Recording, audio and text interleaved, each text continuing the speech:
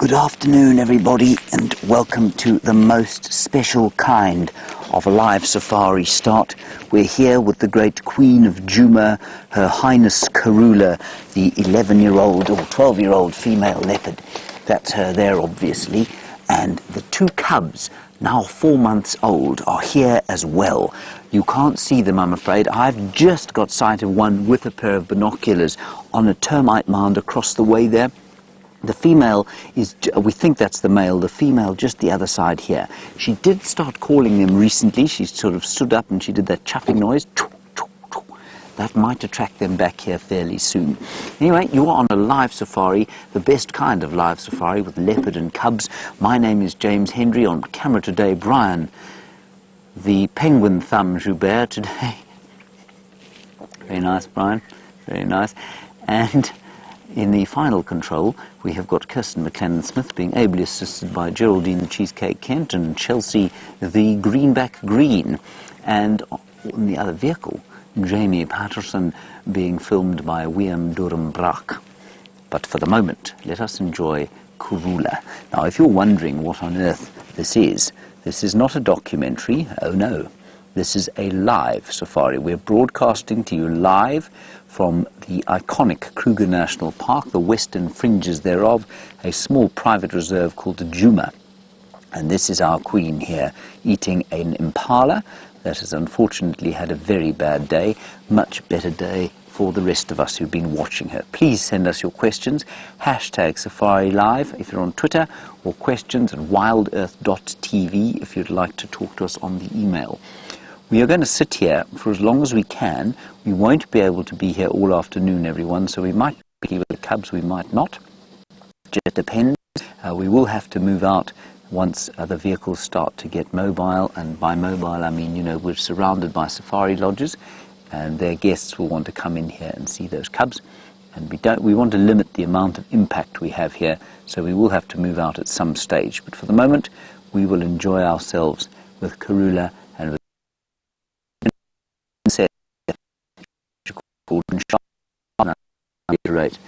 not official names by any stretch of the imagination at this stage. It's a balmy 23 degrees Celsius, which I think is 75 degrees Fahrenheit.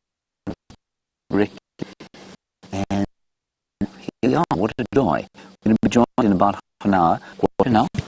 She's chuffing. She's going choo, choo, choo, choo. She's calling the man. She's looking directly at the male. I'm just going to pick up my binocular and see if he has reacted to her. I tell you, these cubs are nervous. Cubs this before. He's watching her, but he's not making any move to come towards her. So on, I think I can hear the I can hear her. Let's see what happens here. I'm just scanning with my binoculars to see if I can see the other little one. She's still chuffing. She's calling them again. The male is not moving for love nor money. So we're not going to start the engine. I know we don't have the best view at the moment. I don't obviously want to get between her and the cubs, not because it'll make her cross, but because it will freak the cubs out. So we're going to sit here very patiently, and with any luck, they'll come out and play with her, or with each other. There, she's calling the female. The female's just behind the bush where she's walking now. You can see that bit of light green in the background of your picture. That's where the female is. Or one of the cubs. I think it's Brent said he thought it was the female.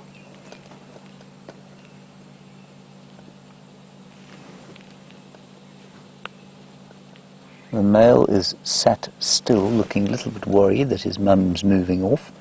She won't move off completely. She's going towards where the female is. Once she settles, everyone, I will move. I just don't want to move just yet. To try and let the little ones get used to us first. I can still see her. Yeah, you can still see her too.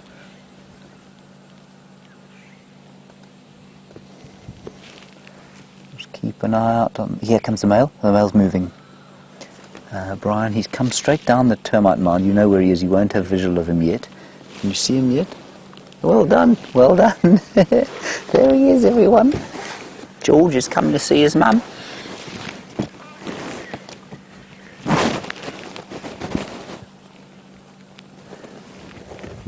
Now I'm going to wait for him to get to her before I move. And we're not going to go close, but we can. There's a nice clearing in front of us, and we can go forward towards that, and we can just turn off there. So he's now with his sister. While he's behind that bush, I'm just going to start the car. So there she comes. She's coming too now. There she is. This is fantastic. Let's hope we can get a view through here, everyone. Just don't want to make a noise. I'm going to drive very, very, very, very slowly so that we don't crackle and make noise with the vehicle.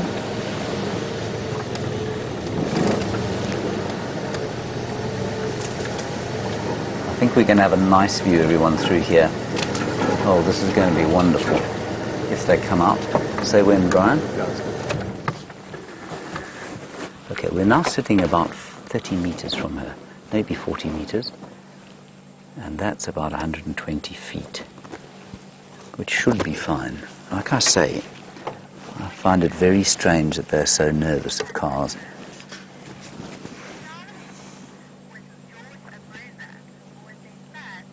There. They're just behind where her tail is flicking. There. You see Brian walking to the right-hand side, moving away from her again. She's moving again. Sorry, Debbie in Vancouver, you sent through a question that I'm afraid I failed to hear. We'll just get it through again.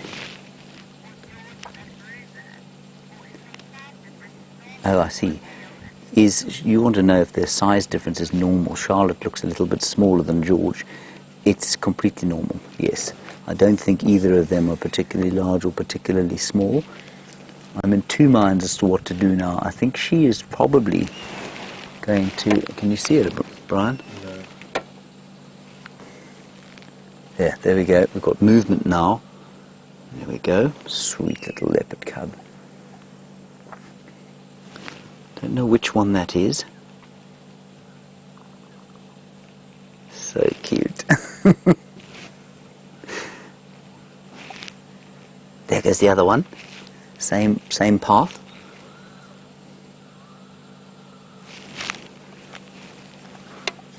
Okay, they've now both crossed the road, and they're going to where she is. I don't know where she's going. I can see them both moving. What we'll do, let's go back onto the road where we can drive with a real sort of smoothness rather than crackling along here. This is wonderful. Well, they're playing there on the tree. Sorry, everybody, let's move quickly before they get away from us.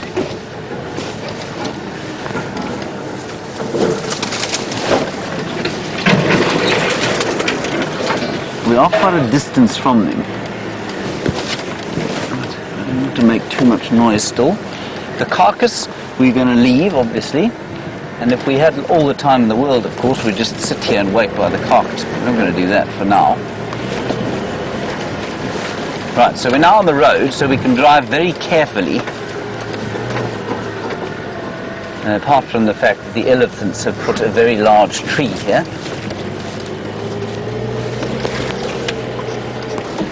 In the lowest gear we can so that there's no revving and noise. They were walking just through to the left-hand side there.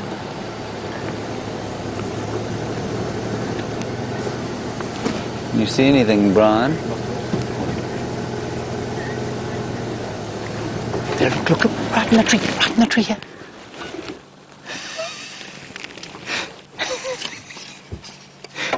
They're both there. In fact, I think Mum's in there as well. I can't believe it. Look. And Dorse, you're in Pittsburgh. You want to know if they'll share in the kill. They will, absolutely. They've weaned by now. They might be still trying a little bit to get the odd bit of milk, but they've pretty much weaned. Brian, you're okay there? 100%. How awesome is that, everyone?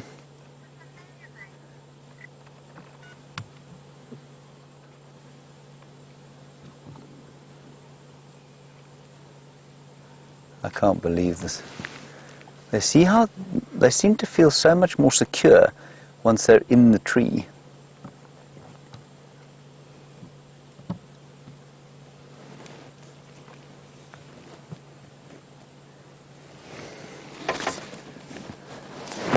I wonder if we shouldn't try and move around the other side.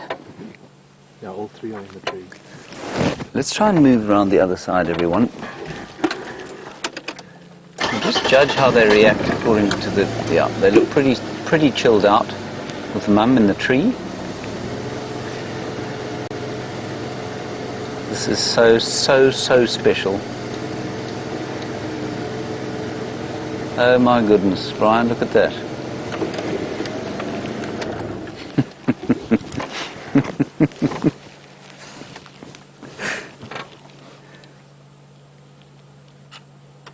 This is too special for words.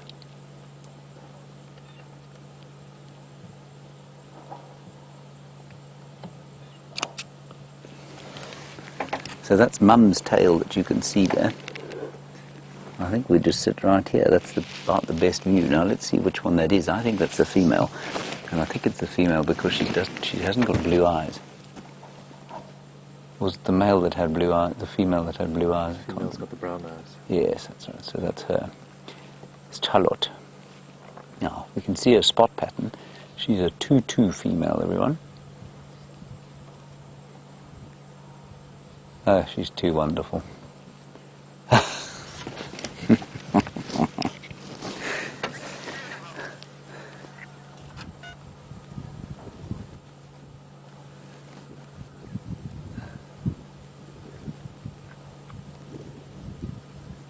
Oh, wow. So lucky. We'll just sit here for a little while, see what they do. All three of them climbed up in this tree. I mean, I can't believe it. We might go a little bit further around the tree at some stage to see if we can get a view of Mum and the other one.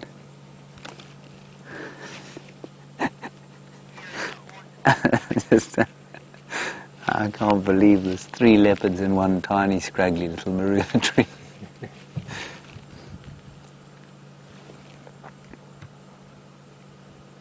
And you know, we drive around here a lot and we spend a lot of time trying to find these animals, and we spend a lot of time waiting for them, and we spend a lot of time being deeply frustrated by them, but it becomes so utterly absorbing and worth it when you have an unspeakably wonderful sighting like this. You see how cleverly hidden they are. Here comes the male. Now what he's doing there.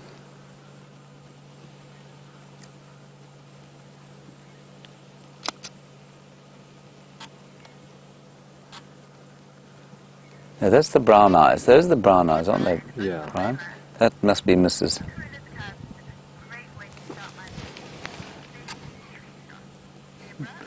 And Deborah in Oklahoma, you say seeing leopards is the great way to start your day. Well, Deborah, I think for anybody who doesn't think that this is a good way to start the day, well, they just need their heads read, don't they? It's the best possible way to start your day and my afternoon. That's the female. Yeah, that's Mrs. You can very clearly see her back end there. Not very cleverly climbing at the moment. Here she comes.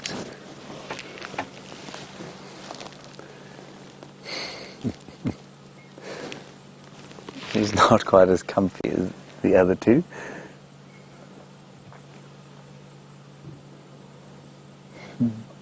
Look at those eyes watching us. That's so cool.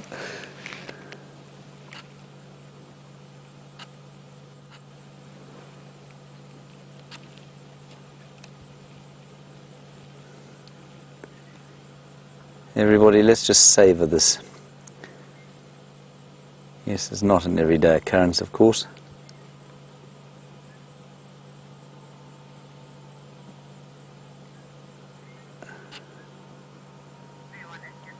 I'm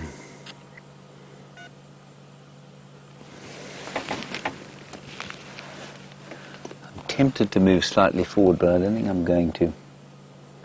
Just because she's moving around quite a lot. She's not comfortable. Her back end is completely uncomfortable. Her brother, however, is fast asleep, as is her mother.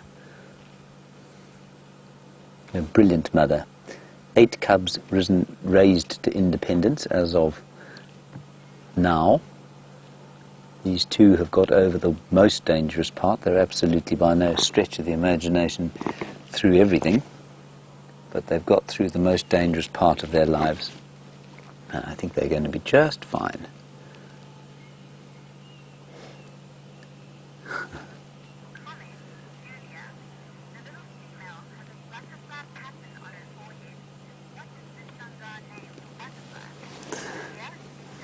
Hello, Julia in Houston. You say that the little female has got a butterfly pattern on her forehead, and that might be, you want to know what the Shangaan name for that is. Shangaan name for a butterfly is paparati. I've always found it a very funny name to say paparati is a butterfly or a moth in Shangaan. I don't think paparati would be a good name for her, Julia. I think she's prettier than that.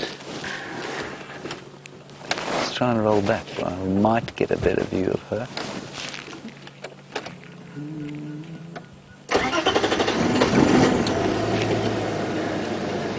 I didn't want him to react to us, but he has. I just want to see if we can see her. No.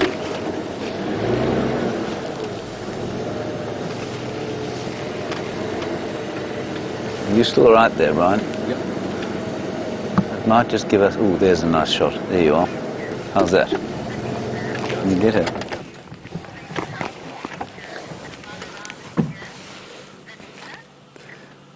Vanessa, you said what age will they be out of danger? You said about a year.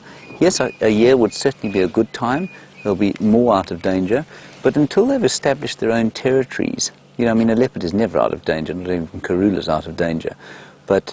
And once they've established their own territories, then they're kind of at their safest, if you like. But until then, especially the males, they won't be particularly safe. But yes, every day they survive and become slightly more experienced. So they become safer. This is beyond speech. 3 leopards in a tree. We have them all to ourselves. Now, we have a very special classroom of people from Trantwood Elementary School in Virginia Beach, Virginia, and it's really very, very special to have you with us, kids. Sitting in that tree over there is probably the most special predator in the whole of Africa. Now, our predator is an animal, well, it eats other animals, just like your cats and dogs at home. But this is the wild African leopard, and we are so lucky we've got 2 babies there. On the right-hand side is a male, and on the left, a female. And they're sleeping in the tree, everyone, because they're safe up there. And they're completely safe, and you can see in the middle between the 2 of them is their mum. You can just see her tail hanging down there. Now please do ask us any questions you might want to about leopards or about Africa or about anything that we're seeing here. It's lovely to have you with us. My name's James, and filming with great skill behind me is Brian.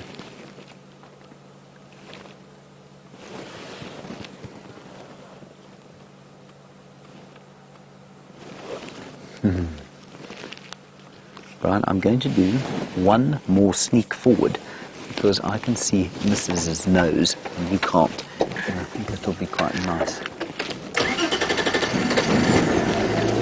They're so relaxed. You see them, Mum? Hello, Riley. You want to know how long I've been going on safari and if I ever take people with me. Well, Riley, I do sometimes take people with me, but I used to do that a lot more. Now, I do much more of this sort of thing where I speak to people all over the world through the camera, which is a nice way of entertaining people. I'm just quickly going to talk on the radio, or I'm going to ask Kirsty, who's directing, to just get Jamie, who's the other ranger, to tell everyone that the leopard is still on site in the same place. Well, in the meantime, in fact, let's head across to Jamie and then I'll tell everybody that the leopards are here.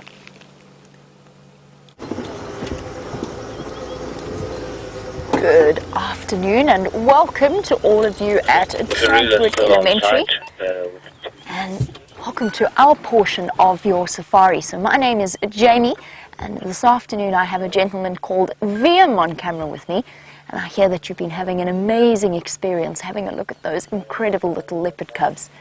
We have a little thing of our own, but in this case it is a tiny antelope. And there he goes.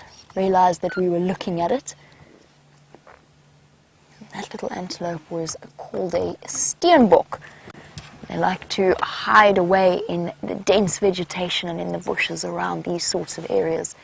Now, you've just caught me as I'm about to go past and around one of our water holes. But as you can see, as we go through, the water hole is completely dry. Now, it is our winter time, which is generally our dry season, which means we don't get any rain at this time of year. But unfortunately, in South Africa, we're currently in the middle of a really bad drought, which means that even in our summertime, which is meant to be our rainy season, we didn't get very much rain at all. So there's only really a few places that the animals can go to get water. And as we go along, we're going to have to drive at an angle as we go through. The dam is completely devoid of, there's no water here at all. But luckily for the animals, there are places where the lodges are actually bringing water up out of the ground and using those to provide them with a little bit of water.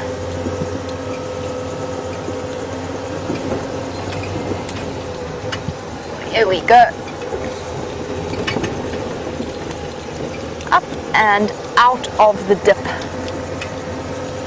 I'm trying to find the lions that Brent had this morning. But you were wondering about the average temperature in Africa.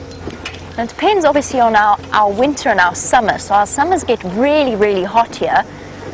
We're in a place called the Lowveld, which means it's sheltered by the mountains.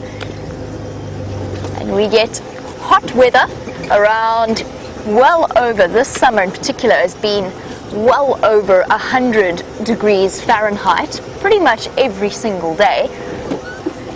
Our winters, in the sort of the morning time, first thing in the morning when it's at its coldest, it can go right down to around 32 degrees Fahrenheit.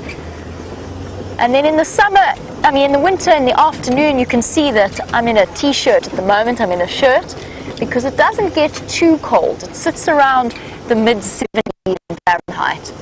But the summer temperatures go much, much higher. And the summer temperature average is somewhere around 90 in Fahrenheit. The winter average is around probably 60 to 70 Fahrenheit. I don't want to keep you away from the leopard for too long, so back to James and the wonderful cubs.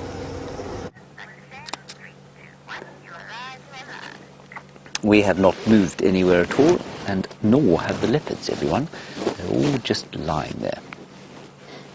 And they're so full, they're not moving, because they have been eating a whole lot of impala. Now remember I said that they were predators and they eat other animals. Well, the most common animal that we get out here is something called a impala, and an impala is an antelope, which for you guys in the United States is a bit like your deer. And the mother leopard killed an impala yesterday, or probably early this morning, and then she brought the youngsters across, and they've all been enjoying the meat for the whole day, and now they're so full that they're fast asleep in the tree. And Anna, you, very clever question, you want to know if these leopards have this different patterns in the same way that zebra have different patterns. Anna, they absolutely do. No leopard has the same spots, and you can already see, so one of the ways that we identify the leopards is by their unique spots. So one of our viewers was just saying that the other one has got a butterfly pattern on the front of her forehead, and you won't be able to see that from here, but so that's a good way of identifying her, and that won't change throughout her life. You know the old saying that goes, a leopard doesn't change its spots. Well, in this case that's absolutely true. Those spots won't change, they'll just get a little bit bigger and a little bit further apart. And then the other one that Brian was showing you has got two different spots on either side of its nose, two on the left and two on the right, which of course we can't see at the moment because his head is the other side, but that's how we will identify him, and only he will have those spots in that particular position. So yes, they're very, very different spots. Can be difficult to tell though, because if you're not used to looking at them, they all kind of look the same.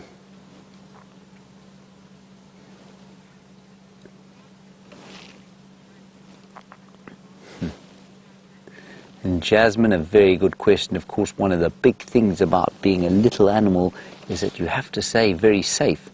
And you want to know if they can run as fast as their mum yet. Well, they're quite fast and they're quite good at climbing, but they're only 4 months old, you know. And in the same way, I mean, you could consider a 4-month-old leopard, I guess the same as you guys, about 8 years old in human years. So you know that you're not quite as fast as your mum and your dad yet, but when you're about 12 or 13, well, then you'll be nearly as fast as your mum, and maybe when you're about 15, you'll be as fast as your dad. And that's the same with the leopards. So when they get to the human equivalent of, say, 15, which is about a year old, well, then they will be as fast as their mum. So they're still fast, but they're not quite as fast as their mum, but they're very good at climbing. And that's how they stay away from other predators. Now, we know that they are vulnerable to other predators like lions and hyenas, and so they have to stay out of the way, and they do that by climbing. Now, Riley, of course, it's very difficult for you to tell looking at the screen how big they are. Riley, these cubs are, well, let's try and describe it. They're probably about 1.5 feet long from the tip of the nose to the base of the tail. So that's where the tail comes to the sort of top of the body. And if she extends the tail out behind her there, probably about 2.5 feet. So 1.5 feet long from the bottom to the top. And they weigh very little at this stage, probably only about 5 kilograms, 11 pounds or so. The female's a bit bigger. She's 12 years old now, and she's like, can you imagine an Alsatian dog? She's like a really big Alsatian dog. That's about the same size as she is. She probably weighs about 45 kilograms, which in pounds is about 100 pounds. So that's how big they are. The cubs are about the size of, let me try and think of a dog size. They're about the size of, say, what, Brian, a Staffy, maybe? About that? Yeah. About the size of a Staffordshire Bull Terrier. I don't know if you know what that is, everyone, but that's about the size that they are.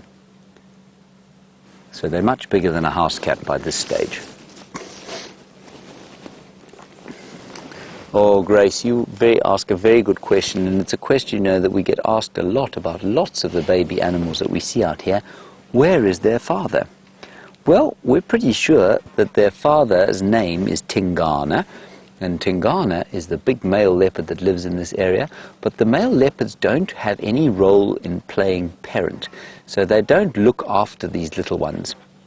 Well, they don't look after them directly. So inside Tingana's territory, he's got 3 or 4 females, and 2 of them have got babies, and so he looks after both families, but he doesn't look after them by being around them. He looks after them by staying close by and making sure that other male leopards don't come around and harm his babies. So that's how leopard male is a good father. Stations one station here, all animals up in a marilla tree. I was just talking on the radio there, everyone. Go ahead.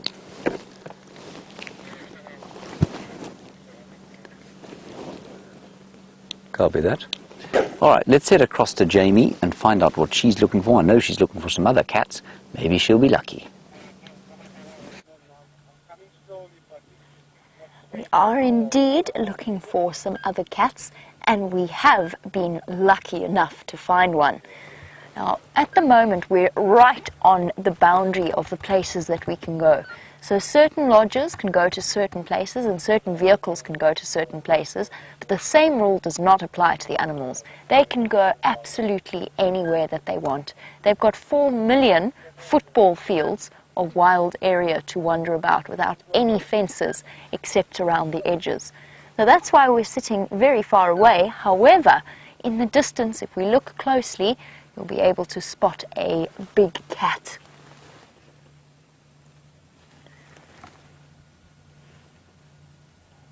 Just have a look at that. A lioness lying up not too far away from apparently where she has some food as well. So just like Karula and her cubs, this lioness has a kill hidden in the bushes. And apparently she also has cubs with her as well. Unfortunately, because we can't get closer, I don't think we're going to be able to see the cubs. And if you're wondering why your picture's going all wavy, it's just because of the heat haze coming from the bonnet, from the front of the car. Now, Michael, we actually knew that this lioness was here, so I was on my way to see if maybe she hadn't come a little bit closer.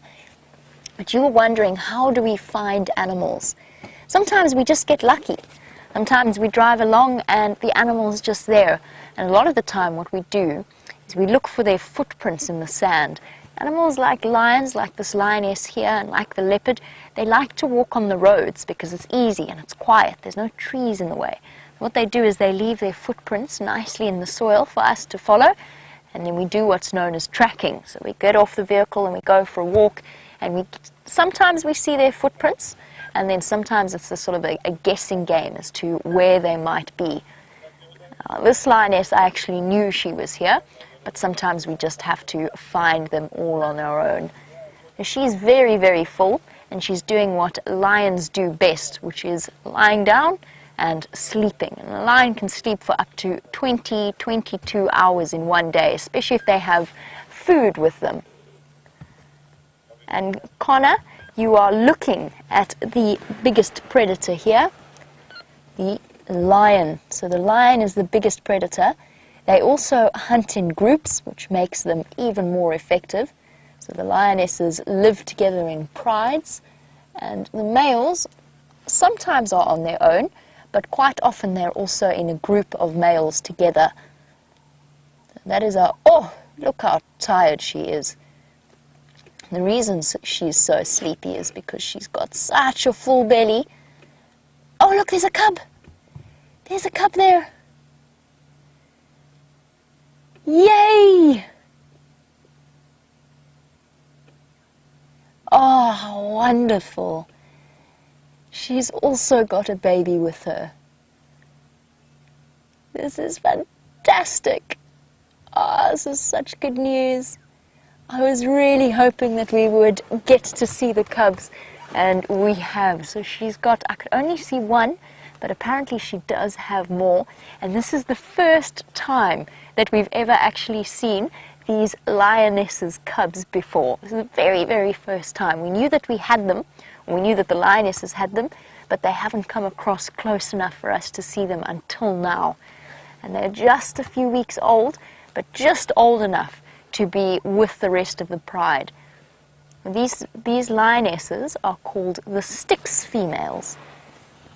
And she's got a little cub suckling, so it's feeding from her. You can see its little ear twitching. Oh, what a wonderful day this has been.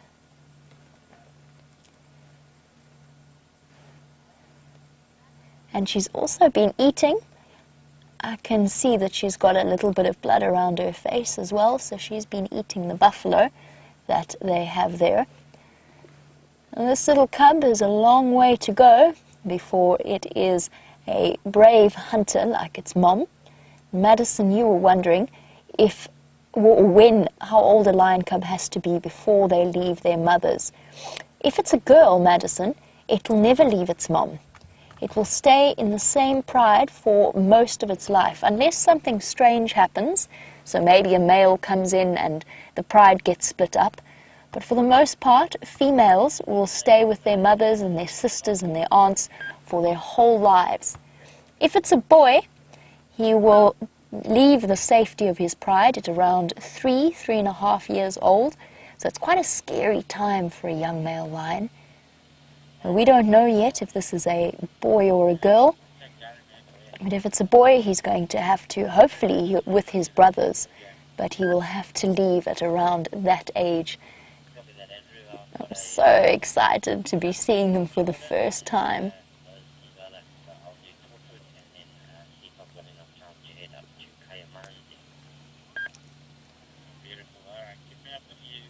Now, Aiden, I know that they're hidden really far away, but you were wondering, why are the baby cubs hiding? And the answer is, the lion cubs are not really hiding too much because they feel safe with their mother. It just so happens that, unfortunately, we can't go any closer. So they're not hiding, it's just that we're very far away. They feel perfectly safe. But when they were younger, Aiden, then they did hide, because there's lots of things. A little lion cub is defenseless. They can't fight back, and anything out here, their mom can't stay with them the whole time to protect them. So they have to be careful of things like leopards and hyenas, anything that could find them and pose a risk. So they have to hide away. And the same goes for the leopard cubs. They have to hide while their mom goes out hunting. And speaking of leopard cubs, let's go back to James and Karula. Look who turned round, everybody. There's Mum. That's the Queen of Juma. And we call her the Queen because she spends most of her time here. And she is just our favourite leopard. She's 12 years old, which I know sounds quite young to you. But for leopards, that's quite old. It's sort of like a 40-year-old human being. And she's just perfect, isn't she lovely? She's the clever mother who killed the impala for her babies.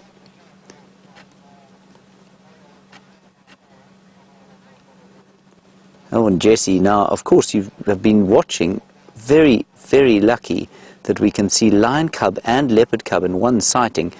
And you want to know which one is the fastest. Well, I think you'll probably find that a leopard is faster over a short distance, and a lion is probably a bit faster over a long distance. But they're pretty much the same, you know, they're so fast. The fastest cat, of course, is often found around where you saw that lioness, and that's called a cheetah.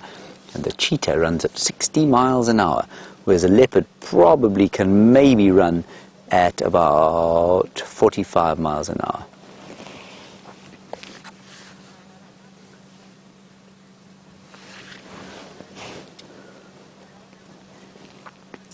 Colleen, very clever question. You obviously have been learning a lot about animals, and you say, do all mothers have their cubs at this time of the year?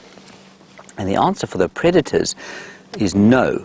So it's what we call a coincidence that the lioness and the leopard have their cubs at the same time. They can have babies any time of the year. So they're not like deer or moose or the impala that we see here, any of the antelope species, which are like your deer. They're not the same as those which will give birth at a very specific time every year, the same time every year. If these two cubs survive to adulthood, she will only give birth once every 2.5 years or so, and it can be at any time of the year. And she's such a good hunter, you see, that it doesn't make any difference.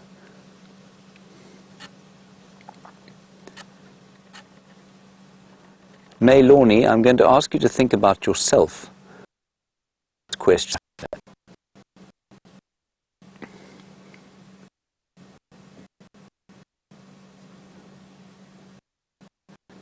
Megan, you ask another very good question. Just hold on 1 second. Yeah, I'm going slow. Reagan, you want to know how long do they sleep? Reagan, they sleep for a long time. Sometimes up to 20 hours a day, but normally more 16 and 18 hours, I would imagine. So about double the amount that a human being sleeps.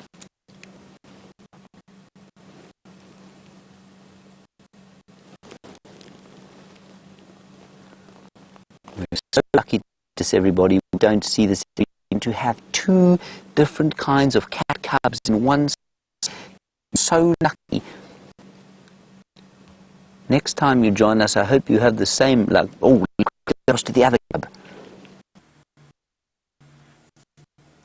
Look what we've got. The little cub has, just as Mom rolled over, he dislodged the cub from the duckling, and it has climbed back over to get the best possible space. We want to see it ever so briefly. She's now found a comfortable position. You can just see over the top. They're still so young that they actually have spots.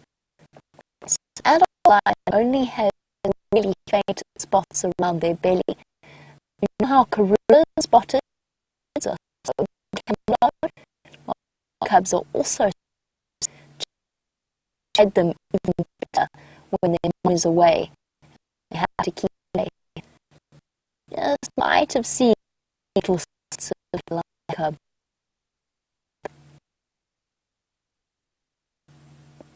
Perfectly fast asleep, just every now and again rolling over. First of all, because she's making herself comfortable.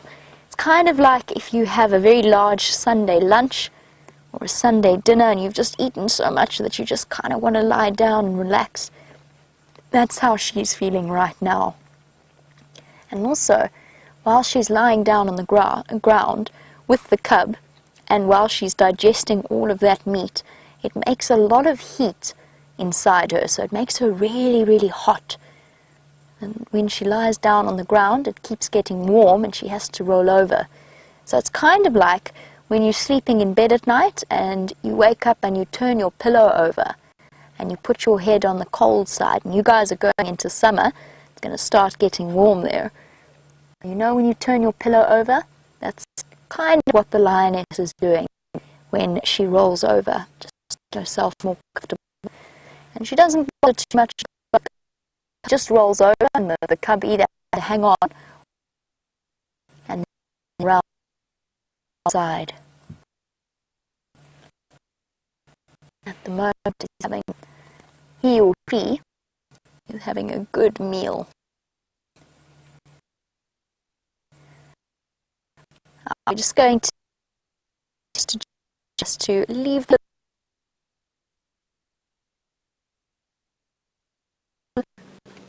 Everybody, we going to leave because we want to have too many people around here, and there's lots of people who want to see beautiful leopards. We're going to leave now, so say goodbye, leopard.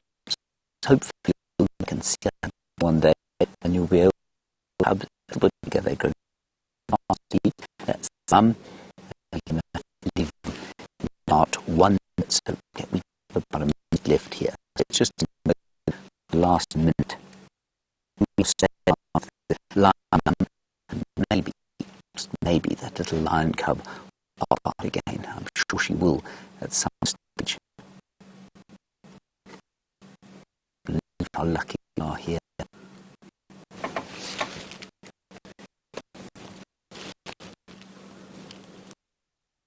I really have very few faces everywhere.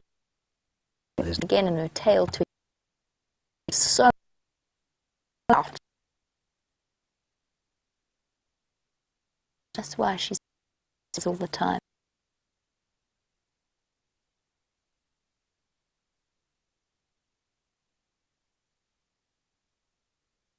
Long cats can sleep for when they want to. When they find a nice, comfortable spot, curl up to food.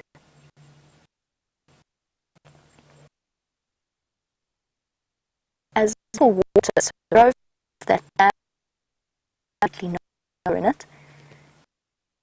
This is the best times for animals like leopards on a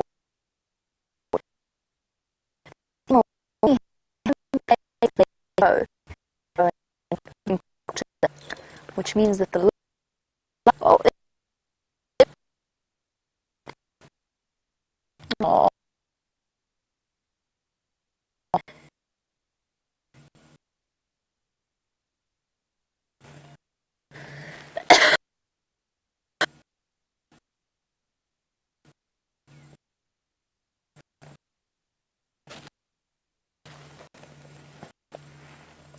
Sorry, Jeremy. that's it.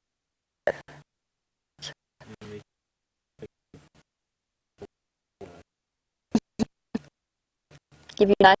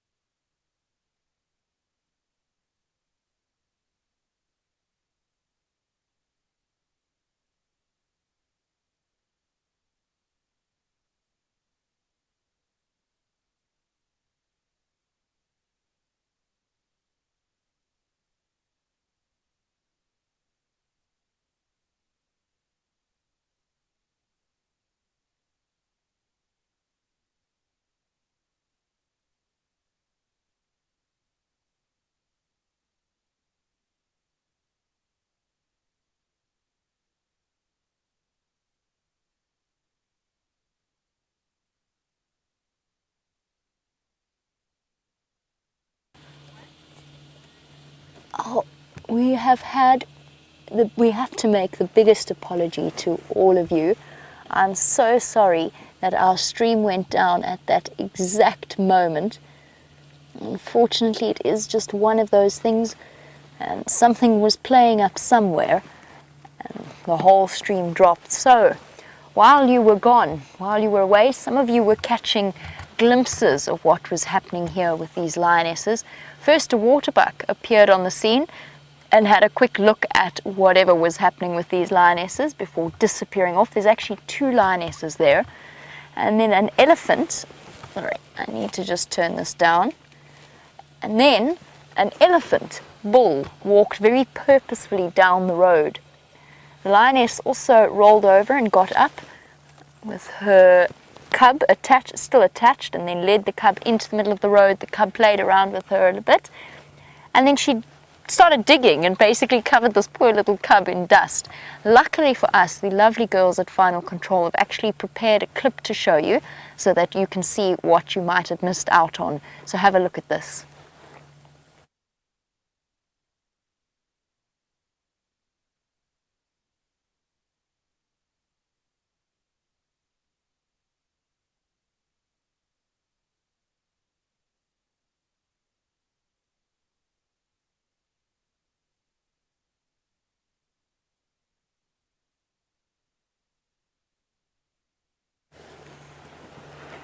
There you go. A sighting for you. And now look at this. There's an elephant looking a bit upset with life right across in front of the lions. Lions didn't even stir. And behind it comes a vehicle from Mala Mala. Now, depending on where they position themselves, this is their property obviously, depending on where they position themselves, we might not be able to see.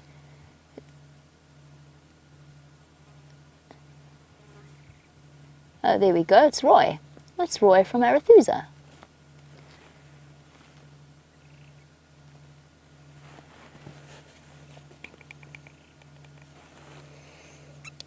Roy, do you copy me? Sorry guys, just have to be on the Game Drive channel.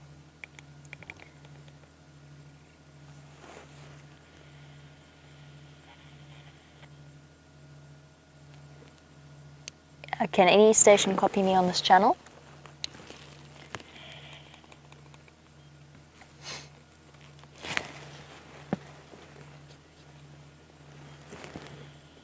Okay guys, sorry about this. I just need to chat on the Game Drive channel. While I do, let's head back over to James.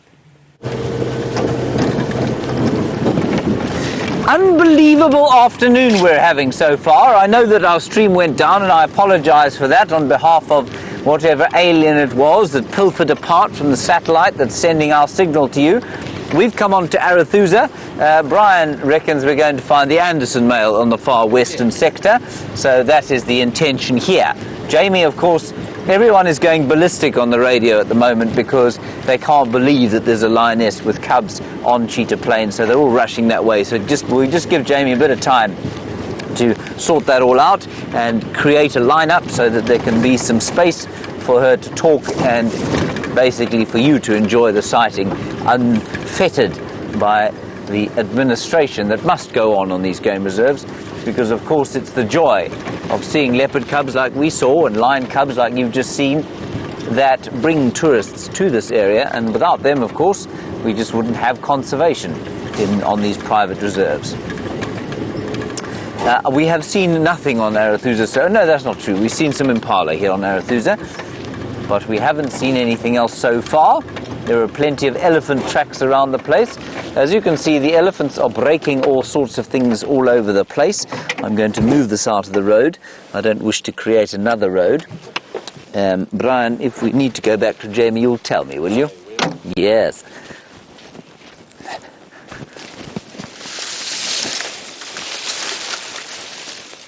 There we go.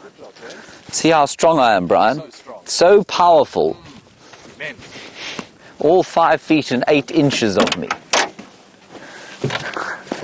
68.5 kilograms. True powerhouse. A powerhouse of our times.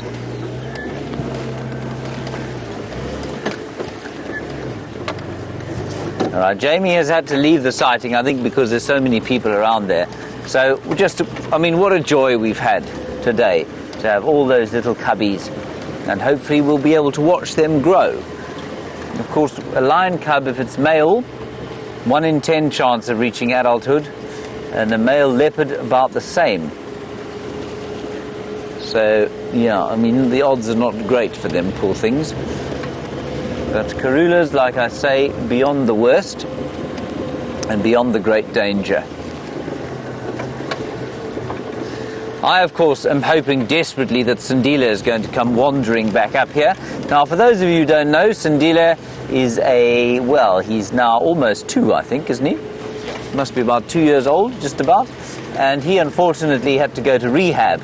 You know how it goes when, children lose their way in life, and he had to go to rehab because he bit a dog, and the dog was rabid.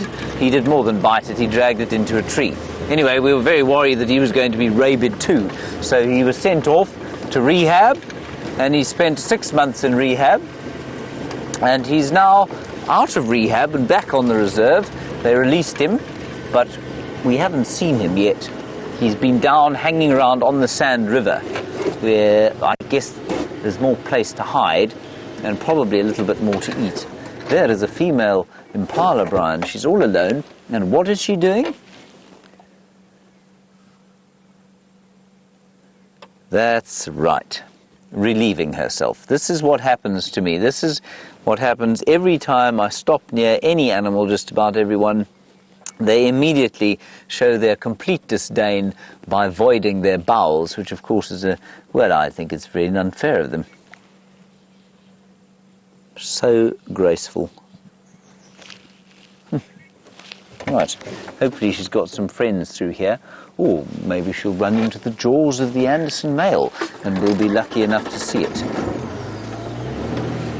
Oh, elephants. I see some elephants. Over there.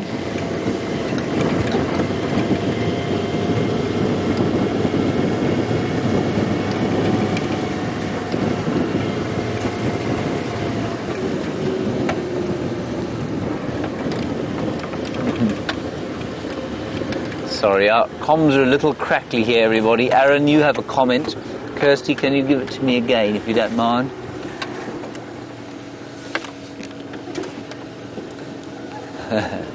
Wonderful. Thank you, Aaron. You say we mustn't be rushed to find anything. You're so happy. We've seen all the cubs. And basically, I guess you're just rather like Brian and I, basking in the joy of it all. And I'm sure in the same way that Jamie is right now. Now, they were just wandering off the road. I'm just going to find out what this road is called so that I can tell the Aratusa guys. I don't know why it's taken me. I know the Cheetah Plains roads for some reason, but despite the fact that I've been driving around here, goodness knows how long, I don't know what road I'm on. Central Road is what we're on. That's a very convenient road. Oh, there's another big herd in front of us. Did you hear them going, "Brrr!" Let's go and have a look there. Just quickly call this in. Stations is a breeding herd of elephants mobile south from Central Road, east and west junction into the block. I won't be staying with him. Oops. Radio's not on. It doesn't really help when the radio's not on. Let's just go and see these others.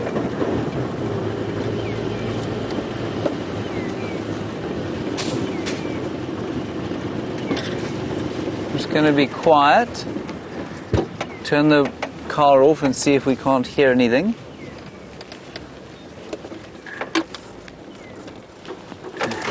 Hear some shouting magpie shrikes. There, the others. Elephants, I mean, not magpie shrikes.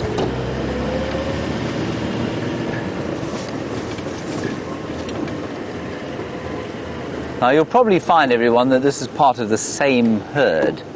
Or a bull, this is a young bull, possibly tracking the herd.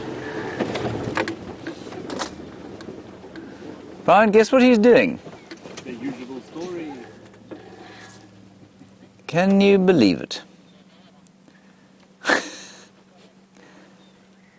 That is unbelievable. It really is spectacular. It's uncanny. It is uncanny. Well, the little cubbies didn't do that, thankfully. Go ahead.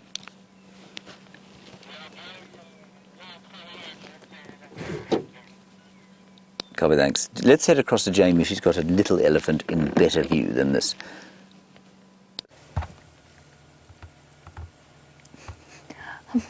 I'm not sure if I've got a better elephant. I've got a different elephant than James has. In fact, I've got several different elephants. In fact, we have found ourselves right in the middle of a herd on the Mala boundary. And this beautiful elephant cow decided that she really wanted whatever was growing underneath all of these dead sticks and twigs.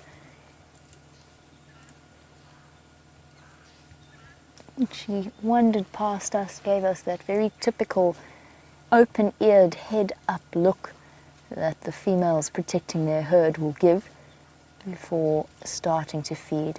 Now guys, obviously we have left the lion cubs. That is because there are other vehicles on their way to that sighting. Isn't it incredible though? Our first view of the Styx cubs, or at least a Styx cub. It's absolutely phenomenal. Today's just been such a lucky day for the cubs of the different big cats. Just wonderful. It's the first lion cub I've seen since the last Styx cubs that we had before the Birmingham boys very sadly took them out. But it is fantastic to see a new era and a new dawn of the various lion prides of this area. Hello, boy.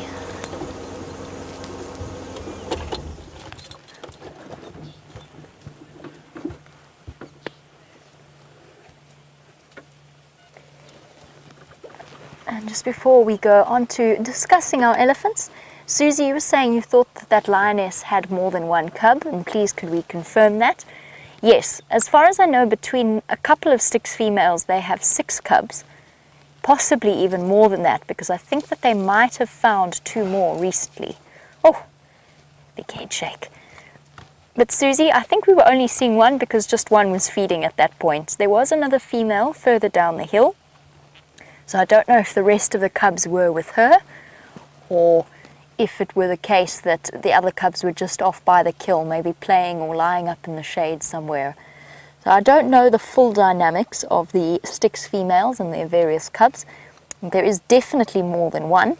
It was just that we were only able to see one. Okay, our Ellie bull is moving off. There's a whole herd still coming through at the back there. So we'll go forward a bit, see if we can't get another view of them. Looking very impressive in this afternoon sunlight.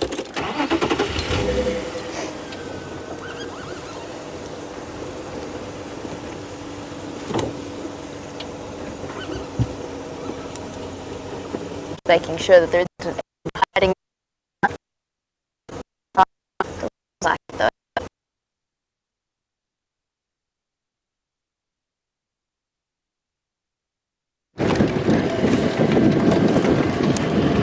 Everybody, I'm driving like a moron because, well, I'm just a bit of a moron really, but the space has opened up at the leopard cubs again.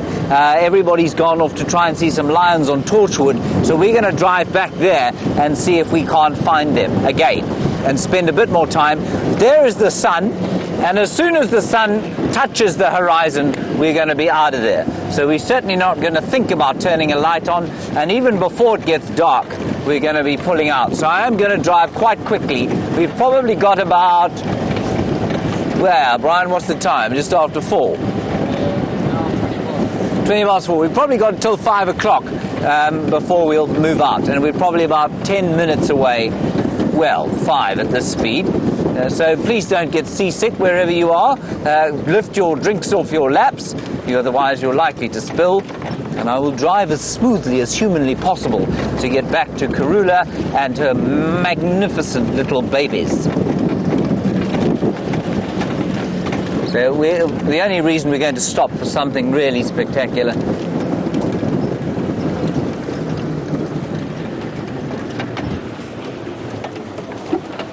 Now, Maggie, you're in Western Australia, and you say that I taught you the Shangaan word for leopard, which is yingwe, and you want to know what is a leopard cub. Well, you can say it in two ways. You can say a small leopard, which would be yingwe yin tsongo. Tsongo means small. Yingwe yin tsongo, a small leopard. Otherwise, you can say, there are another two ways of saying it. You can put what we call, this is getting it very grammatically complex, you can put what they call a diminutive extension. So diminutive, obviously, to make smaller. A diminutive extension on the end of the word ingwe, so it's quite simple once you've got it, and the diminutive extension is ana. So you can put it on the end of any word. So ingwe plus ana gives you ingwana. So ingwana would be a baby leopard, ingwana. Otherwise, you might just say a leopard and it's little ones, it's youngsters, it's babies. And that would be ntsongwana. So a small with a diminutive. So you'd say, if I was to say in Shangaan, Karula and her babies, I'd say, Karula itsama insinyeni nantsongwana. So Karula is sitting in a tree with her babies. There you go. I hope that makes sense, sort of. I'll do it again if you want me to.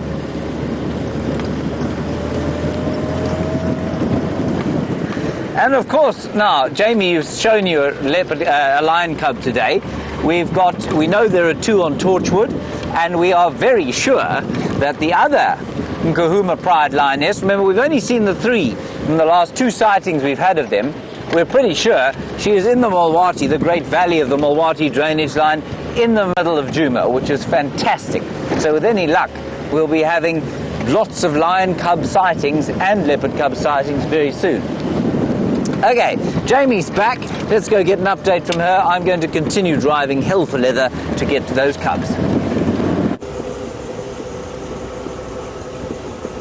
We are back.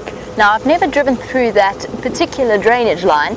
I didn't actually realize what it was going to do to our signal, but clearly that is not a good signal spot. So we've had to turn around because I couldn't go up the other side because there was a herd of elephants standing there. So we've turned around and we're going to take a different route towards the open area of Cheetah Plains. We'll take the slightly longer way round, while I glance longingly at the lion sighting that unfortunately we just can't change. Okay, well hopefully this road will work out a little bit better.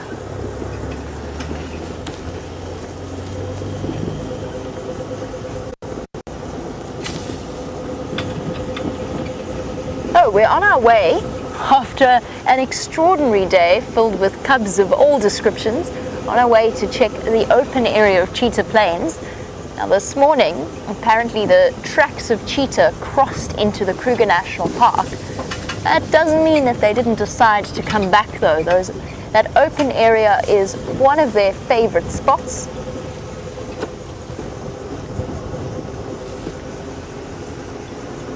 They might have decided to return. We'll just have to go and investigate. And if we find anything along the way, well, I'm not sure I'll be able to call it in because I have absolutely no idea what this road is called. My map stopped working on my phone and I'm not entirely sure where our copy of the map has gone. But we shall continue on undeterred. I know where I am, I just don't exactly know what this road is called. We should actually encounter those elephants along the way as well. They were making their way to the north when we left them.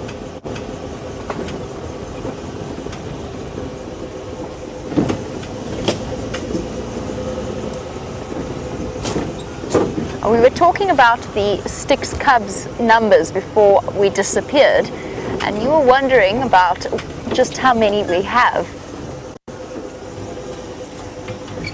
And I can promise you that we will double check with the other guides who get to see the Styx females more frequently and see if we can't get an exact number of how many each lioness has, because there are several sets of cubs. And when I last saw the Styx females before they disappeared off to give birth, all three of them, or all three that I saw, were heavily pregnant. As we look for our elephants once again, we have a question as to whether or not I am familiar with the song "Elephants Have Wrinkles Too." Eugene in North Carolina, I'm not familiar, I'm unfamiliar with that particular song, but now I am very keen to hear it, and I'm sure that YouTube will be able to provide a version of it once I get back to camp, and I'll go and I'll investigate. And of course, elephants do have the most tremendously wrinkly skin. I was very thoroughly amused by the name Mr. Wrinkly Bottom that was given to that baby elephant. Now, I'm still relatively unfamiliar with Wrinkly Bottom. I'm not sure if I could recognize him if I encountered him, but James actually thinks that he saw him the other day coming right up to the front of the vehicle and doing little play bows and rearing up, as Wrinkly Bottom was famous for doing.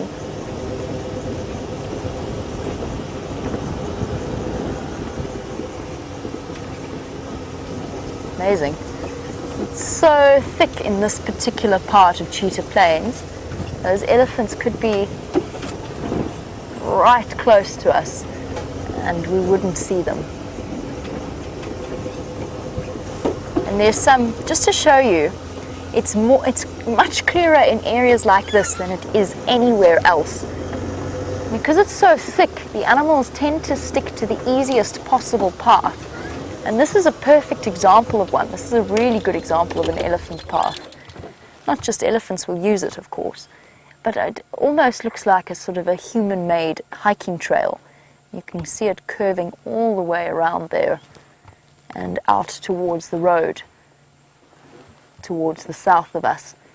And an area like this in particular might not be as clear in more open areas, but in an area like this, the animals make and follow very clear paths. So just how we say that the predators often walk on roads in order to essentially avoid having to duck and dive obstacles, but also to be as quiet as possible.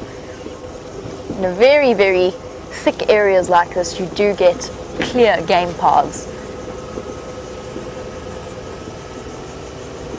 This is a place that elephants will regularly frequent.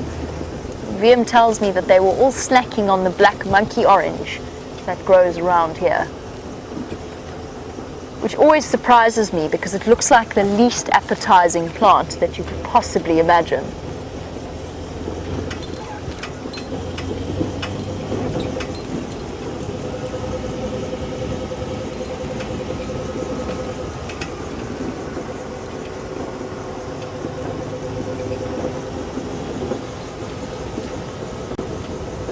Oh, still can't believe that we got to see that Styx cub.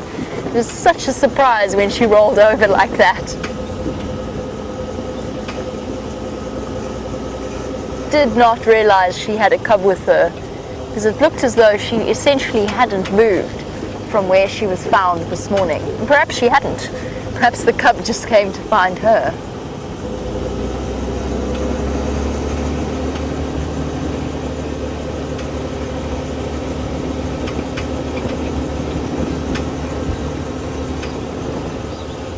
To move relatively quickly through here, just because it is so dense,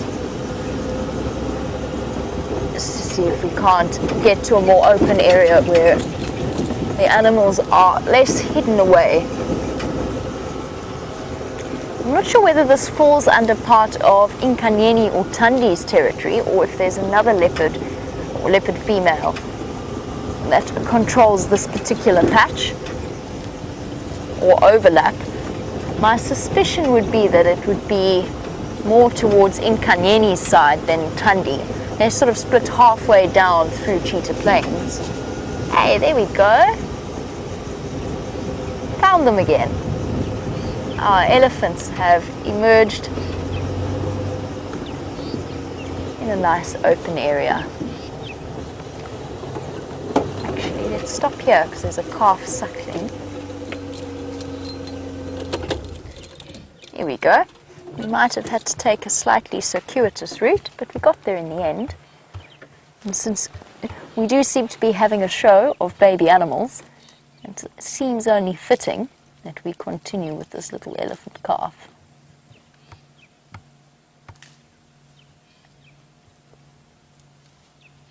The other day I saw an elephant calf that was so young that it was struggling to reach up and to suckle from its mother. Not struggling, but it kind of had to almost sit back on its haunches in order to reach her. That might have been too soft for you to hear, but there was a wonderfully low rumble. Tammy said it has been a fine day of babies and that she is ecstatic. Tammy is watching in Iowa. Tammy, I couldn't agree with you more.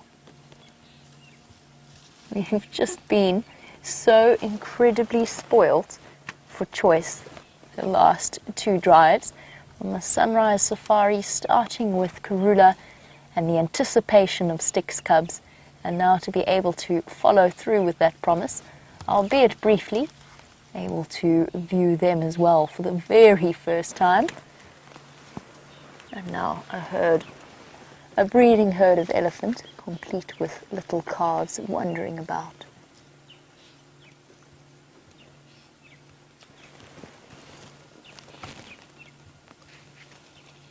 The fork-tailed drongos chirping off in the distance.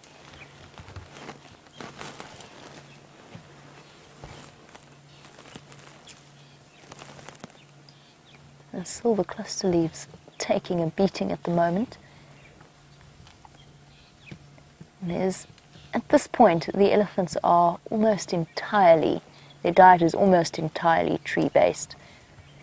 In most places around our traverse area, there is hardly any grass, and what little grass is left is clearly not all that appealing to the elephants. It's brown and dry, not very attractive as a prospective meal. The tree is still holding hints of nutrients and moisture.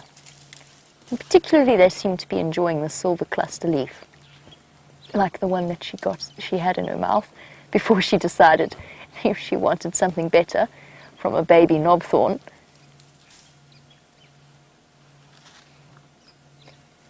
Putting that incredibly dexterous trunk to work. Oh, maybe that way round will work better. I'm going to stand on it in order to make life easier. The wonderful news is that James is back with Karula and her wonderful cubs, and since his time with them is limited due to the sunlight, let's head back to him. Everybody, you can't believe it. Well, we're back at the leopards, obviously. Look at that wonderful shot there. But it's raining. There's full sunlight on the cubs, but above them, a rather glum cloud has just opened up.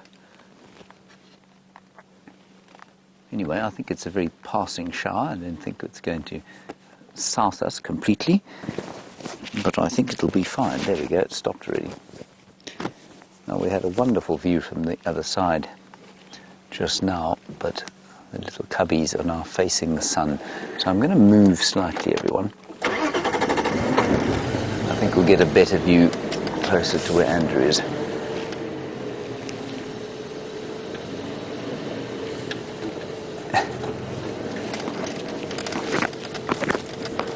There comes the little one back along the branch. It's just about the time of the day that they'll start to play. Is that okay for you, Brian?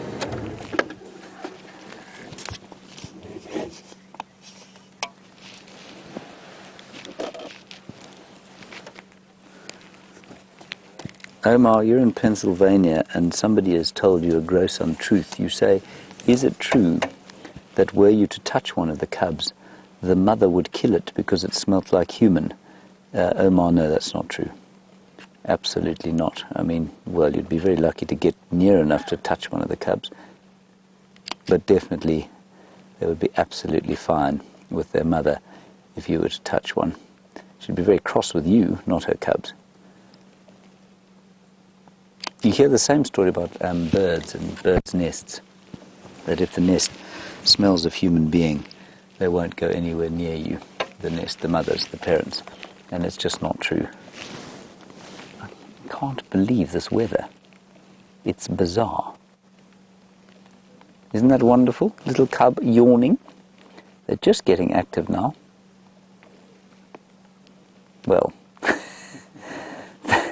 they were just getting active.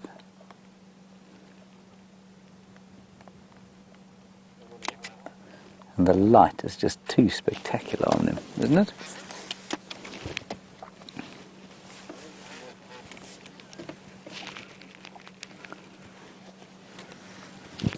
I know. You're absolutely right, Michelle, New Jersey. You say so much cuteness in such a short time, it's almost overwhelming.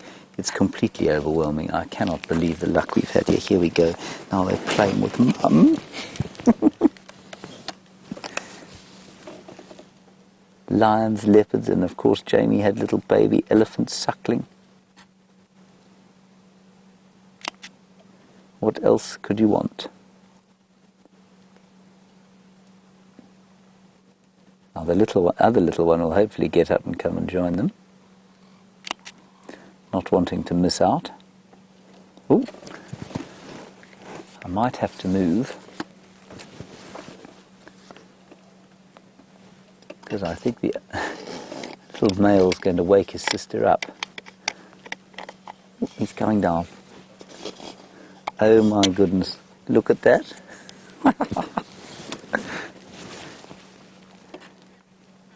Kim, you wouldn't know if they'll sleep in a tree for safety. Kim, they might. But it's not that comfortable for them, and so if there's a hyena around, they will almost certainly sleep in the tree for safety. But yeah, it's more likely they'll hide in the bushes, but they could easily sleep in a tree. I don't think they'll stay in this tree all night, though. They might. I'm interested that she hasn't tried to hoist the kill yet, though, because of now, of course, we're definitely not going to be here after dark, simply because we can't. Hyenas will smell that kill. They'll come into this area, I'm sure, during the course of the night.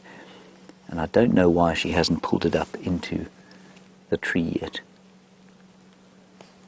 Now, I'm reticent to move everyone while the cub's on the ground without Mum, because they are still a little bit nervous.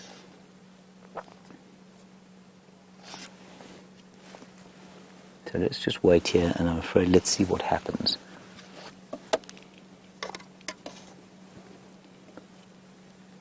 We are so very, very lucky.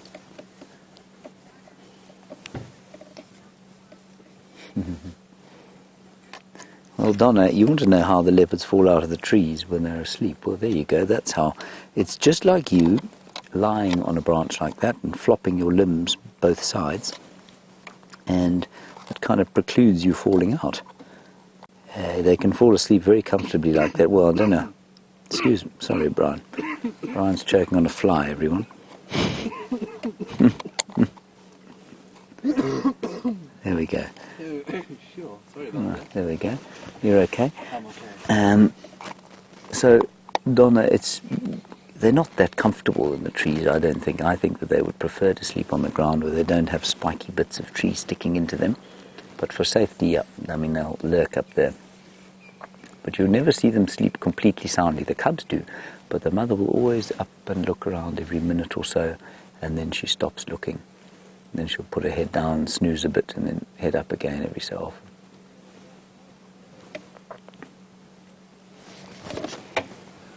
I think the other one has gone towards the kill, you know. I'm just going to move again slightly.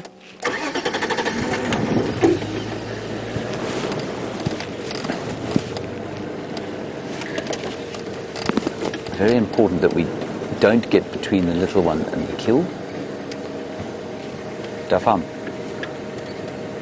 Let's just wait here.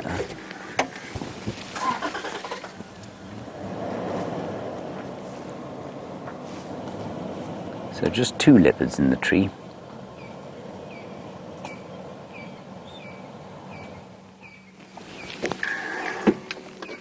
And the other one apparently is sort of walking towards the kill, which is basically to the left-hand side of your screen. Me? Antai mala. Okay. So Andrew's going to go and have a look at the meat, and I think Karula will probably go towards there, so we'll leave him to do that, and we'll stay here.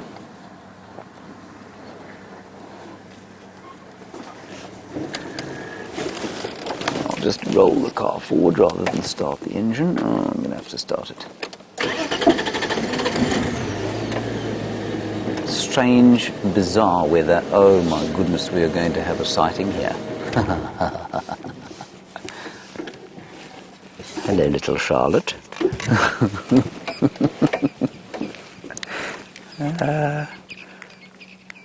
That's just too precious for words, eh? Brian, sometimes all is right with the universe, isn't it? All is right, especially this afternoon.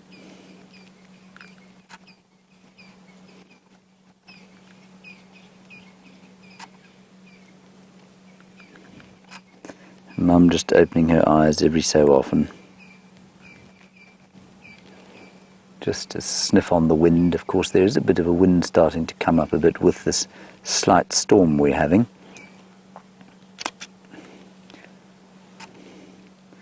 Now the little one being very fastidious, unsurprisingly the female cleaning herself there. The male has gone off to have himself a bit of a meal.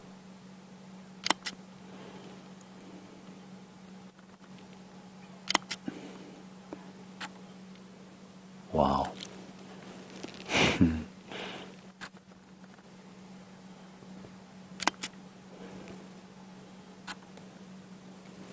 I can't believe how lucky we've been. And to have leopard cubs and lion cubs in one drive is just a treat more rare than I can imagine. I think the little one is on the kill, everyone, the other male, but I'm not going to drive there while there's another vehicle there, so we'll just let Andrew enjoy that, and if we have time before it gets, before the sun touches the horizon, then we'll go there, otherwise we'll just enjoy this lot over here.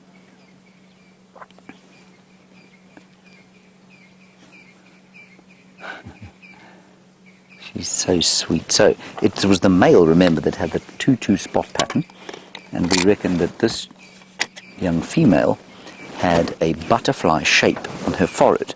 So let's have a look. I'll get my binoculars out. And we'll just have a look, see on his face, at least on her face, what her spot pattern is. She's 3. She's going to be 3-3, I think. But there's a triangle of spots. Yeah, you won't be able to see with this lens on the camera, but there's a triangle of spots on the left, so her right, and then another 3 on the right hand side, or her left. So she's going to be 3-3 and her brother is 2-2.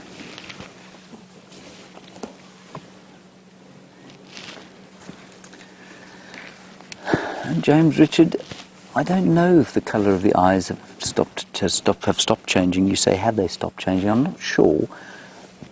I don't think they've changed much since I first saw these cubs. Hers are obviously darker, browner than his. His are very pale. They may or may not change a bit more. I think you'll probably find they will.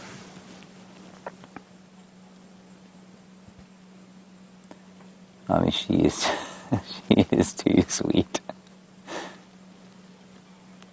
I think it's wonderful that he is confident enough to go off towards the kill without his mum, and even in the presence of 2 vehicles. I think that's wonderful. They're obviously a little bit less nervous than I initially thought they were.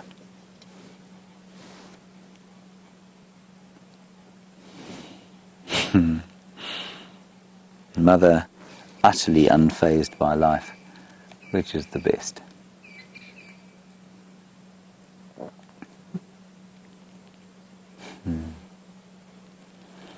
So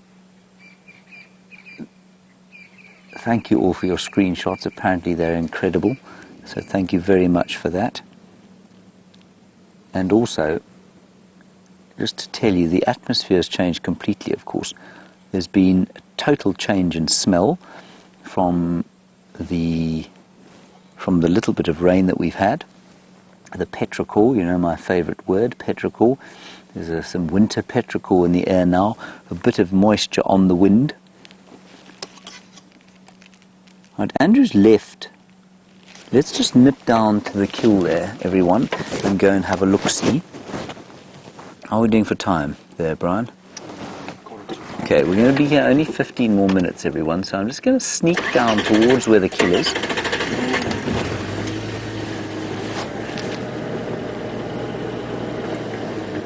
Totally different atmosphere from when we arrived. It was a very kind of wintry afternoon, well, wintry for us.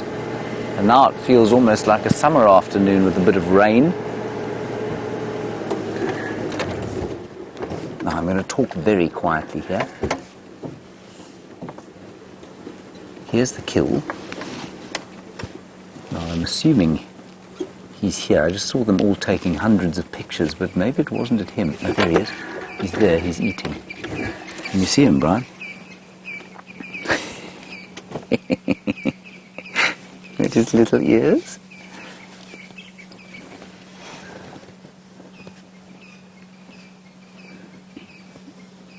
I'm so pleased that he's brave enough to be doing this while we're here. Oh, look. Hello.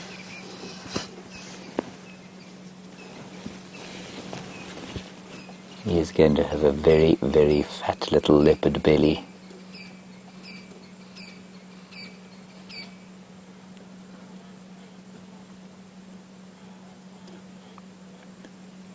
And she's utterly, utterly unconcerned.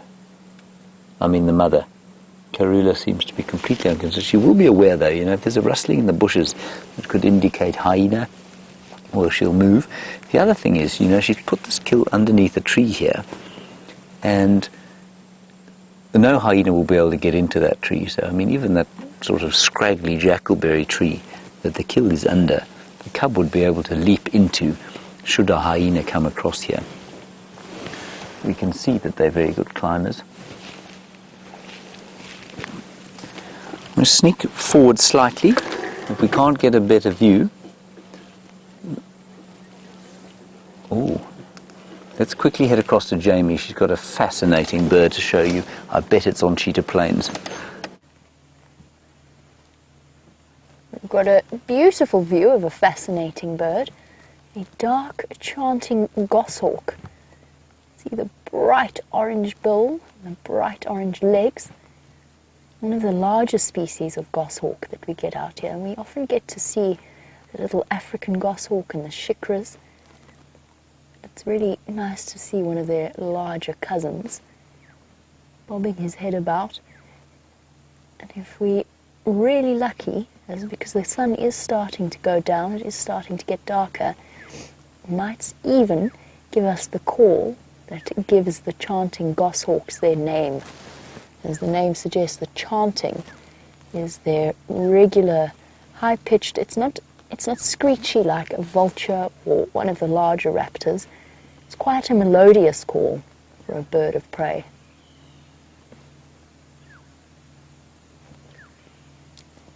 Goshawks, their name comes from the family that were very often trained as bird hunters by people. So humans, particularly towards the Middle Eastern areas, training up members of the accipiter family to hunt the various bird species. These, of course, the ones that we see are completely wild, and the only thing that they might form a relationship with out here, apart from each other, is the honey badgers. Not uncommon for goshawks to follow foraging honey badgers around. And as I've said that, I'm just double checking for one. That'd be highly, highly unlikely. You never know though. A dark chanting goshawk, that wonderful grey colour, and as its name suggests, darker than the pale chanting goshawk, because ornithologists often have a very imaginative way of naming things. Black-headed oriole, which has got a black head, grey-headed bushrat because it's got a grey head. I suppose you might as well go with the most identifying features of that particular bird. Make sure you can tell the difference between them. We didn't want to take you too long from, no, let's try that whole sentence again. We didn't want to take you away from those cubs for too long. We're still on our way to the open area, so while we head there, back to James and Karula's wonderful cubs. So we moved round and we came to the other side. He looked at us briefly and then he started to continue to pig out on this impala. He's having a wonderful supper, this young fellow. And so you can see completely weaned now. They are 4 months old. They may still try a little bit to suckle, but I think they're pretty much weaned by now. So special and lucky we are to see this lot. The sun is about to go down, everyone, so yeah, probably another 5 minutes here, and then we'll press on and see what we can find. Creatures of the night. No update on the hyenas at this stage, I'm afraid. Brian and I tried to find them yesterday, failed. We're going to put Herbert onto it tomorrow. He, of course, managed to find these leopards this morning. I think we may have driven past them by mistake eventually, but he managed to track them down here. And quite voracious eating there, isn't it?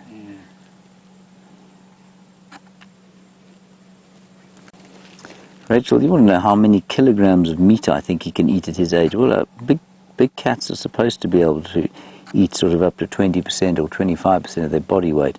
I doubt he can eat quite that much. I suspect no more than 1 kilogram. I think he probably weighs about 5 kilograms.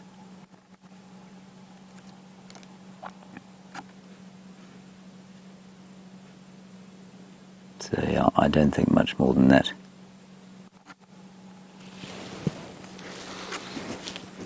Let's see if the others don't. I was tempted to go back to the tree just to see if we couldn't follow the others down here. But I think we'll do that just before we leave. We'll drive back past them. Let's just enjoy this little fellow having his meal. And he looks pretty confident, you know. He scuttled off when we got here early this afternoon. Brent came and sat with him for a while beforehand. And he just sat for a long time. And then the cub was on the road, this chap. And then he moved off as soon as we arrived and wouldn't come out. And now, after an afternoon of vehicles going in and out, obviously very gently, he's completely comfortable, which is brilliant. Exactly how you want it.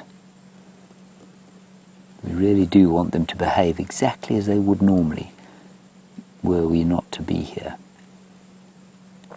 It's one of the key things of what we do. And one of the things you will be interested to know when we go to the TV shows in 2 weeks' time, one of the things we're going to be discussing at the fireside chat that we have probably is going to be the effect that we do have. Do we have an effect?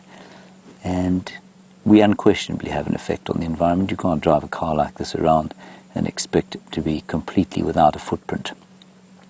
So we're going to have a long and interesting discussion, I think, about how it is, what effect is acceptable and what isn't. And there's a very sort of grey area there. But what's wonderful about this is that while we certainly have affected this cub's life, he definitely moves away initially when the vehicles arrive. He's now getting used to us. And that's wonderful.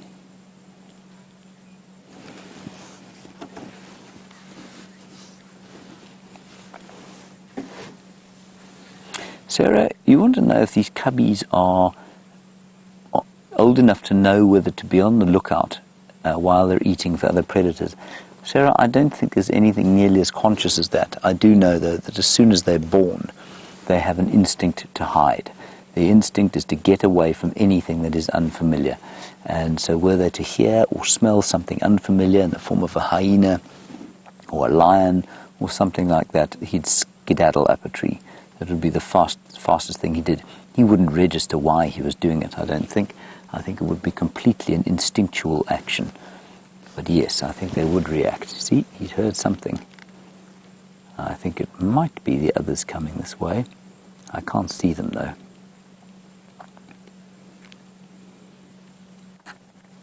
Okay, I can see the sun about to touch the horizon. We're going to go and have one more look at the others, and then we're going to move on from here, everyone. Wonderful sighting we've had. Very lucky we are. I'm speaking like Yoda. I don't know why.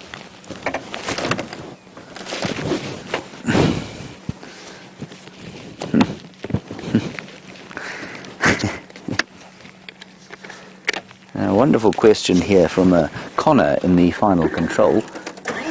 Connor wants to know, and it's a very good question actually, do the cats have a favourite part of the animal that they like to eat? The answer is absolutely they do, Connor. They will go for the rich fatty organs to start with in many cases. Cheetah don't. Cheetah go for the hindquarters, but you'll find that the leopards and lions get into the belly first, and they'll eat the liver and the kidneys and that sort of thing, and the heart very quickly. They'll leave the stomach lining for last, but they will eat that eventually. But then they'll go on to this kind of what we would consider prime cut.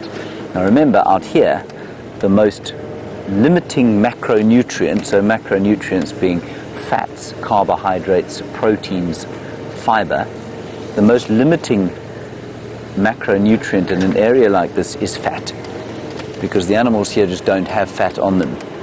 Unlike a sort of domestic cow that's been fed on grain and they get that big fat, thick layer of fat on the meat, no African animal out here naturally has that. And so the organs are basically where they'll get the fat, or unless you're a hyena. And if you're a hyena, you can chew on the bones, and the marrow is quite fatty there. None has moved. Oh, we are going to get a shot here.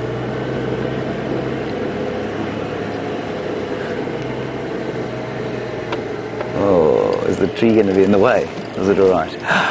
Look at that. Is that right, Brian? That is too spectacular. Oh, wow.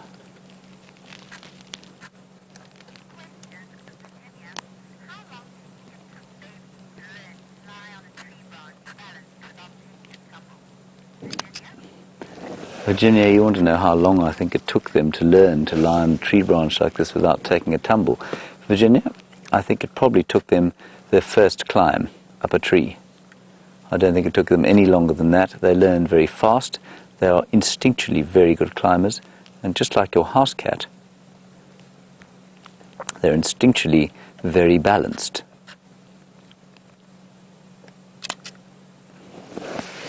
What a fantastic, fantastic view that is. I'm left breathless by these chaps, I really am. Right, one more minute, everyone, one more, so enjoy it, and then we're going to head out of here.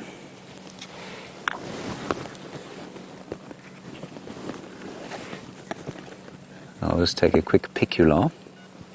Oh, it's going to be a good picular, Brian. An epic. An epicular. An epicular, yeah, exactly. Except I moved the camera. There we go. Are you also taking a picular, Brian? No, just a regular photo. Okay. Shame.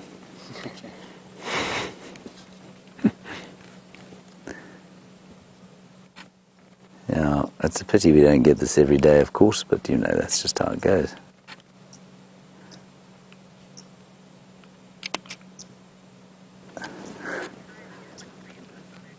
And it is wonderful the way Karula's kind of draped a protective hand over her cub.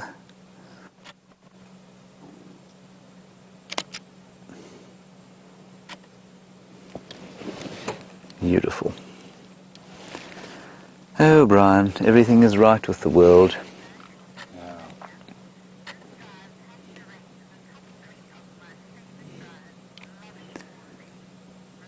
Yeah, Rebecca, I agree with you. You say this drive must rate one of your favourite drives. All the babies, You're loving them all. Yeah, I'm not surprised. I'm loving it too, and I just think we've been so lucky.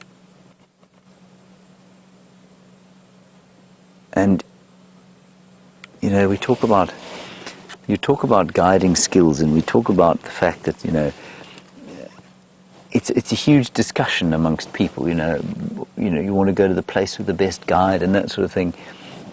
Of course, any idiot can make a sighting like this seem absolutely astounding, and it's funny how we get home after a sighting like this and we think, wow, we did such a great job, when in actual fact the creatures doing the great job at the moment are these magnificent cats in whose presence we are so privileged to spend this amount of time.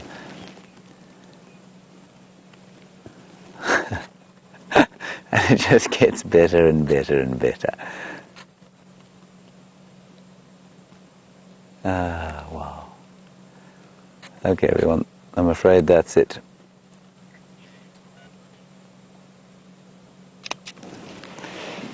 Okay. Whew. Do we have to go? I think we have to go, Brian. Okay, everyone, let's go across to Jamie, see what she's doing. I'm going to leave these chaps, and off we go. Now, we'll have to hope that throughout tonight, Karula manages to get that impala kill up into a tree and away from any marauding hyenas or lions.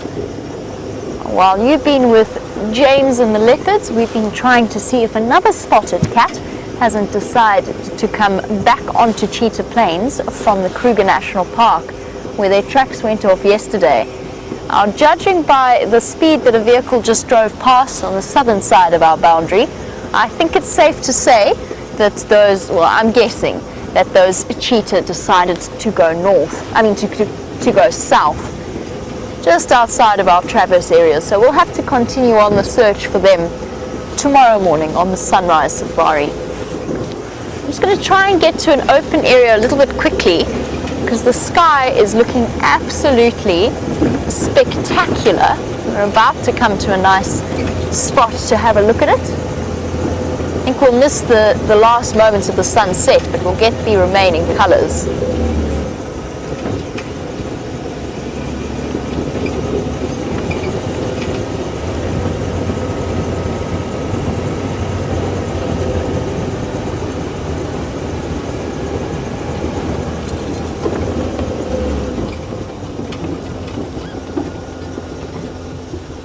There we go.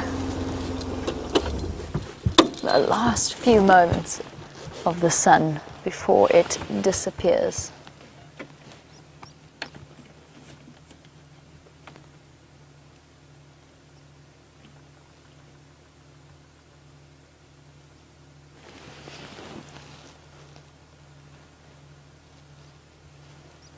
Beautiful.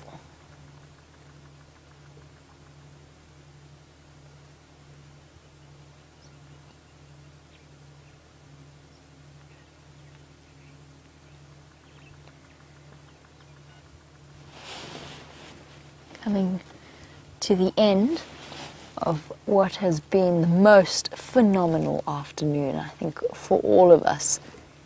The first sighting of the Styx cub, and of course all of that time spent with Karula. I'm going to go forward a bit because I think we found another one of our characters. Oh, no, I'm not.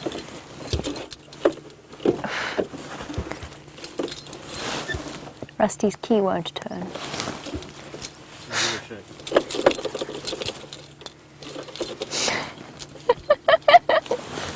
We're on the Kruger National Park boundary. I mean, not on the boundary, we're on the road, we're allowed to be on the boundary, but we are basically as far west, okay, let's try that, as we can get.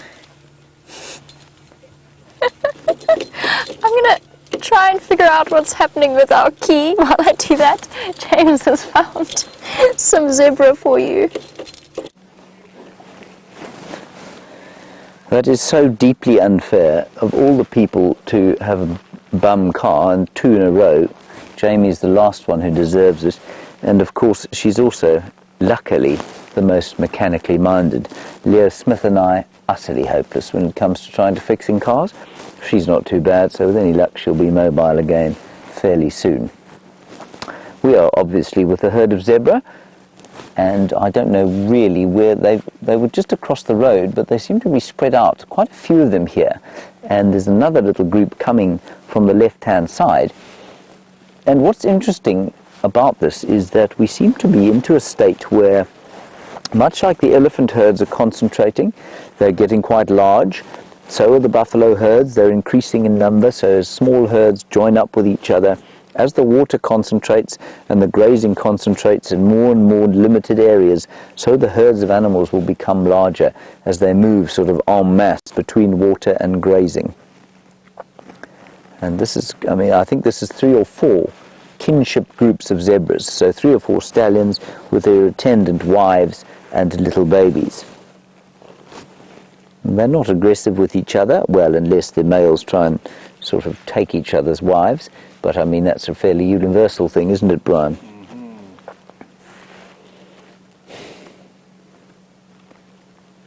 And there really doesn't look like a great deal of nutritious and delicious grasses to be eating here. We're probably only about 400 meters or a quarter of a mile from where Karula is. We're obviously not going to go back in that direction, but these zebra will start to smell carcass on the air fairly soon, I'd imagine, so they'll probably avoid that area.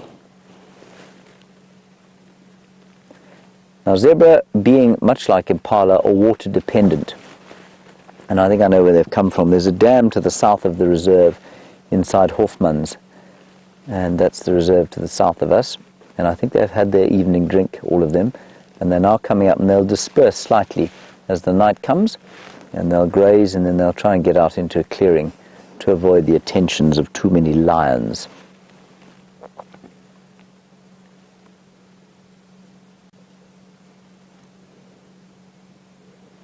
Very nice indeed.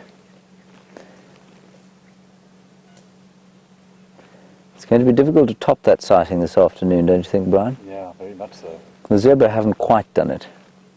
They're not bad. No, definitely not. Not bad, but they're not quite the leopards in the tree. Right, let's move on. I want to go just across to the western edge.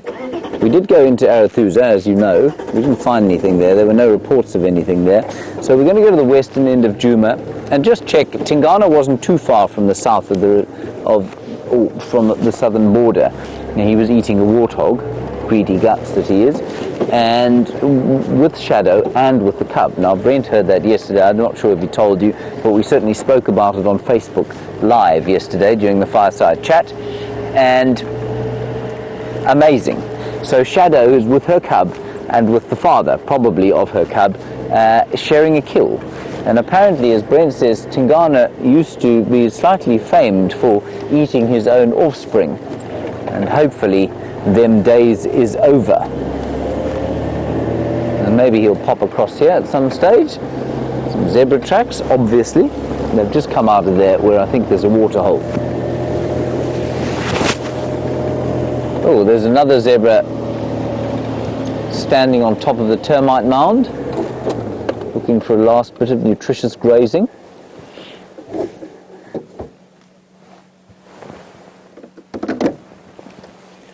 That's quite a nice picture.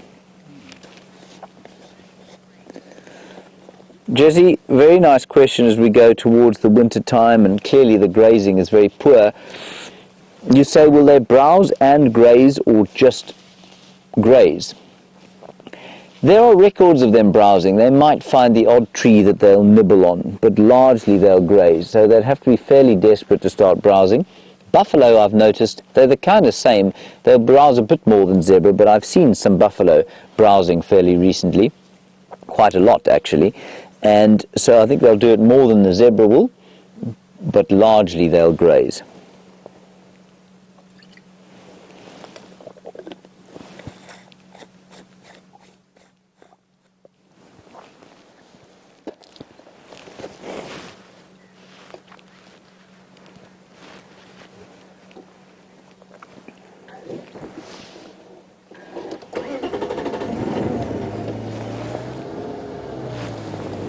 Sean, I'm going to ask you for your question again. I'm not sure that I heard it correctly.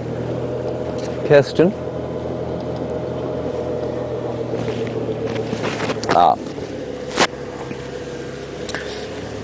Sean, you want to know why the zebra and wildebeest are always moving when we see them? Are they? Are they not sometimes lying down or sometimes having a graze? They'll move continuously while they graze, always from area to area, you know, trying to get to the freshest, best grass. And then in the night time, they definitely stop moving. They'll go into clearings, and we often find a herd of wildebeest and zebra sort of lying down in the clearings, one or two standing guard over the place and just checking that everything's okay. So they do stop moving, but they will, of course, as we go into the middle of winter and it gets drier and drier, they will be moving to the water, down to the water and back up again towards grazing land. So I guess maybe towards the middle of winter we might see them moving more than we would normally, simply because they have to have water. The drier the food gets, of course, the more the water they have to have. It rained here, didn't it, Brian? It smells fantastic. It smells wonderful.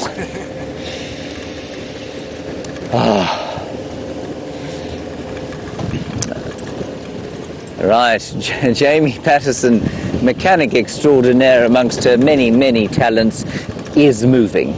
Let's go and find out what happened to Rusty. We are indeed moving, and it was not me that managed to fix this problem. It was in fact Willem, who somehow has a magic touch. Now, I'd actually reached the point of despair. Now, I'll finish the story, for it is quite a thrilling tale. Maybe just go and pass Mike by and say hello.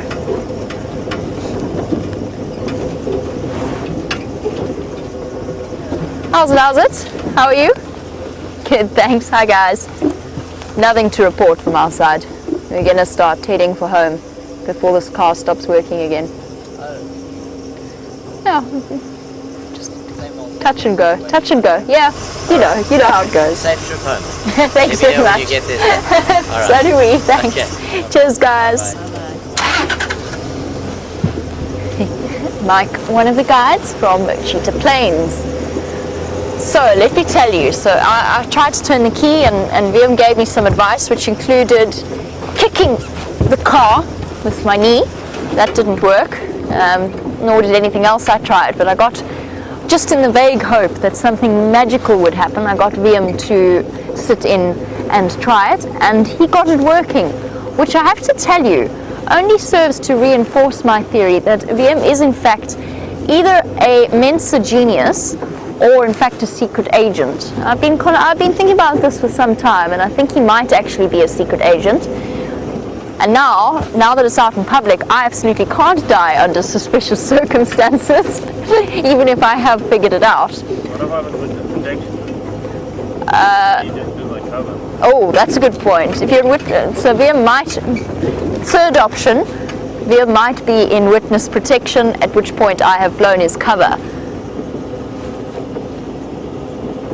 I'll leave you to ponder that as much as I am, because I'm having to give that one some thought as well. What this does mean is that unless something absolutely amazing happens to cross my path, a leopard, perhaps a cheetah, a serval, a wildcat, a caracal, a honeybat, okay, you get the idea. If something relatively unusual happens to stop in my path, then I will stop the vehicle and run the risk of it never starting ever again. If on the other hand it doesn't, I'm going to keep heading in a straight line just to get a little bit closer to home in case that happens again. There's nothing like that sinking feeling in the pit of your stomach when something goes wrong and you just know it's gone very wrong. I will say now that this ignition system, I'm so glad that the mechanics left yesterday and went on back to Pretoria. We were thinking about hot wiring the car as well. I think both of us can hot wire Land Rovers, so we would have had that solution at least. Anybody can hotwire Liam says, well, anybody can hotwire a Land Rover. Fair enough. Okay, pay attention to where we're going for a second, sorry. Let's go this way. Take the road less travelled, much greater chance of seeing something.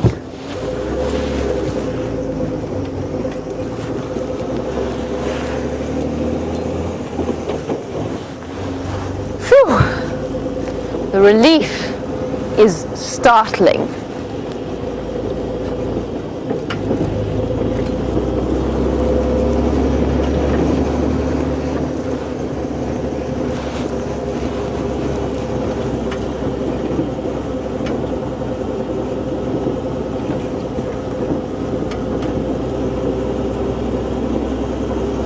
And a comment that has made me smile from ear to ear comes from Valeria. Valeria says that each and every one of our drives brings something different and new, but that today, with all of its cub sightings, has been extra special. And the fantastic thing about it is that we've got so much to look forward to in the future.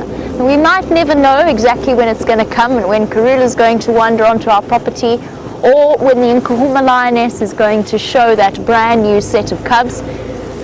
But it's just so comforting, not even comforting is the wrong word, it is just so exciting to know that we have so much more to look forward to and so many more moments like this. And I think that's what, I think it makes Safari Live, it's the magic of Safari Live, is the fact that you're watching it as it happens, as everything unfolds.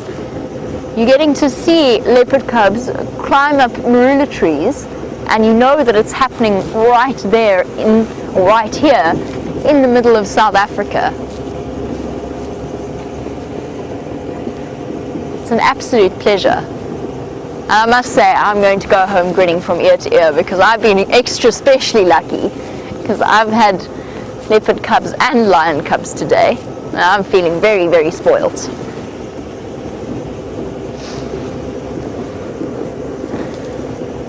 And since my car has started, and we are going to continue on without stopping unless something extraordinary crosses our path, let's go back to James for an update his side. Yes, that man Liam Dorenbraak, he is an interesting fellow, isn't he? And Brian and I were just saying when we found out that he started the car that he could well be a secret agent, and no one would be any the wiser. You'd never suspect him of anything at all. So maybe he is. I mean, he might actually be a secret agent. I wonder from where? Where do you think, Brian? Kazakhstan. From Kazakhstan. Yeah. A Kazakhstani secret agent. Yeah. I think that's very likely, actually.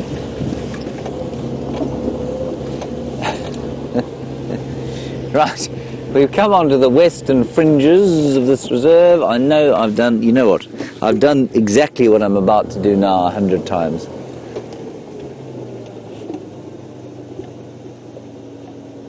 There's a termite mound through there.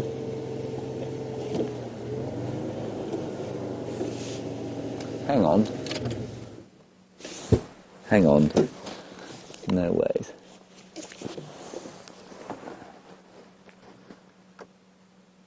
It's a bush.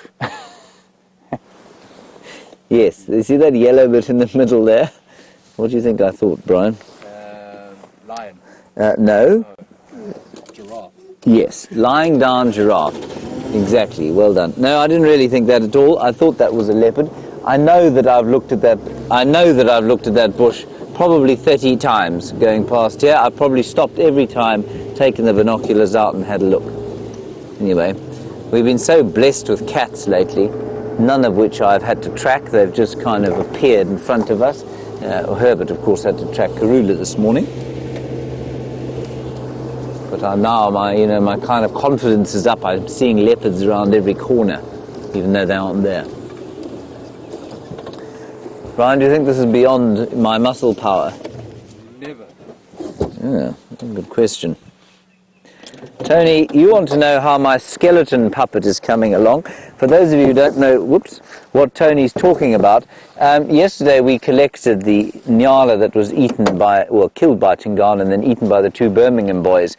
And Tony, you want to know how he's coming along? Well, we put him Yeah, I'm afraid I think this is beyond even me, Brian. How light it was though when you moved it. Yes, it's not very light at all, Brian. Yeah, I can't move it. Tony, we put it actually in a specially designed sort of, what would you call it, a container that the landowner here has got, and it contains a whole lot of beetles, and those beetles are carrion-eating beetles, and we're hoping that they will clean the thing in time for our TV show so that we can put him in the tent and examine him. But I suspect quite strongly that the beetles will do a small job and I will have to do the rest with a toothbrush, a mask over my face and a little bit of bleach. But we'll give the beetles a couple of days, we'll see how they do, and then we'll have a look at him.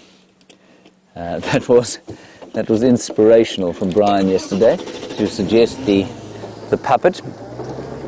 He's a bit like that Jeff Dunham's terrorist puppet, isn't he? He did actually look quite a lot like that. I'm not a very good ventriloquist though.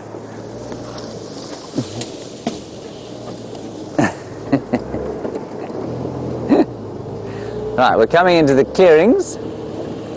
We'll just see if there's anything going on there. Perhaps the odd lapwing having a sundowner. Get my spotlight out. I must confess, I have a distressingly poor spotlight technique, and I was watching Yanni and, well, not Joffers the other day. We had someone in for interview, everyone, called Yanni, and Yanni just turned on her spotlight and she started spotting away, and when she turned to the camera she remained spotting away. It was brilliant. I, of course, can't do it. Spotlight goes all over the place. Now, the birds, the very last birds of the day will be what you can hear there. That's the fork-tailed drongo, everyone. I don't know if he'll be there for long, but they come out into the open areas onto the roads so often. There he is, you can just see him there. There he is. They go out onto the roads for some reason as it gets dark, and there they sit and they sort of congregate and have a bit of a dust bath and shout at each other and probably pick up the odd insect as well. But they're the very last diurnal birds that you'll hear. Let's go and have a look at the western horizon quickly, the last embers of the day.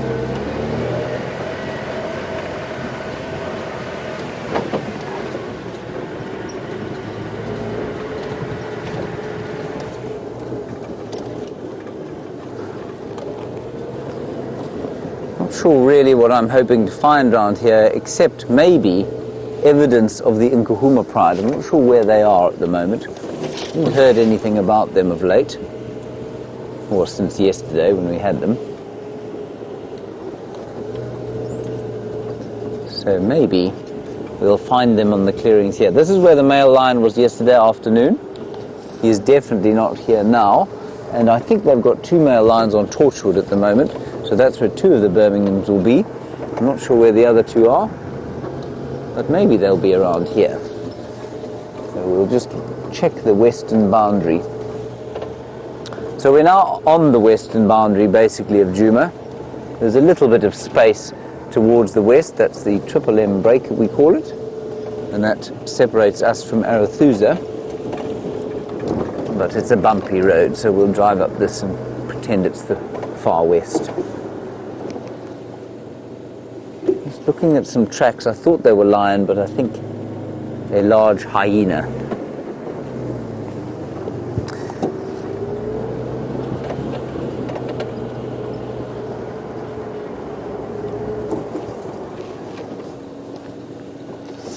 What a nice question from Bai Sai in Bangalore, India. Hello Bai Sai, lovely to hear from you all the way from Bangalore, and I hope you continue to watch, and I hope that you keep talking to us. Really good to have you with us.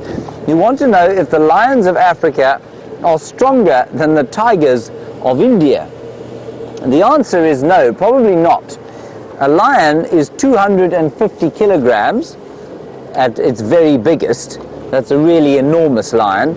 And of course, a really enormous tiger can probably be almost 100 kilograms heavier than that.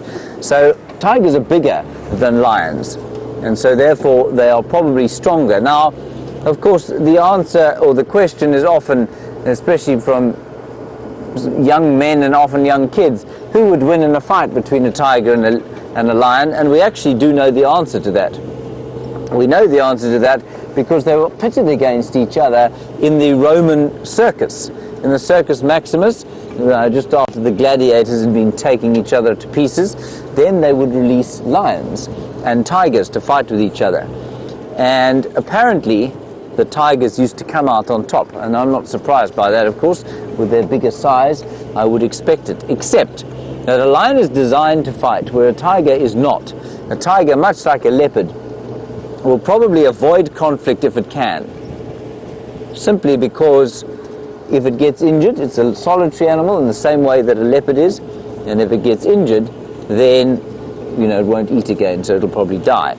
And I think, if I read it correctly, I must go and check it up again, but I think when if you evened it out by sort of putting 2 lions and a tiger, then the lions would kill the tiger.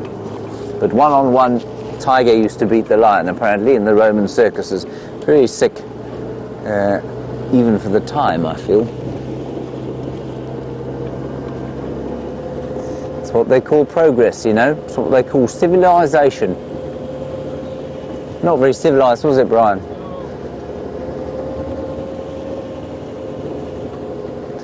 So we'll just keep easing our way up the western fringes here.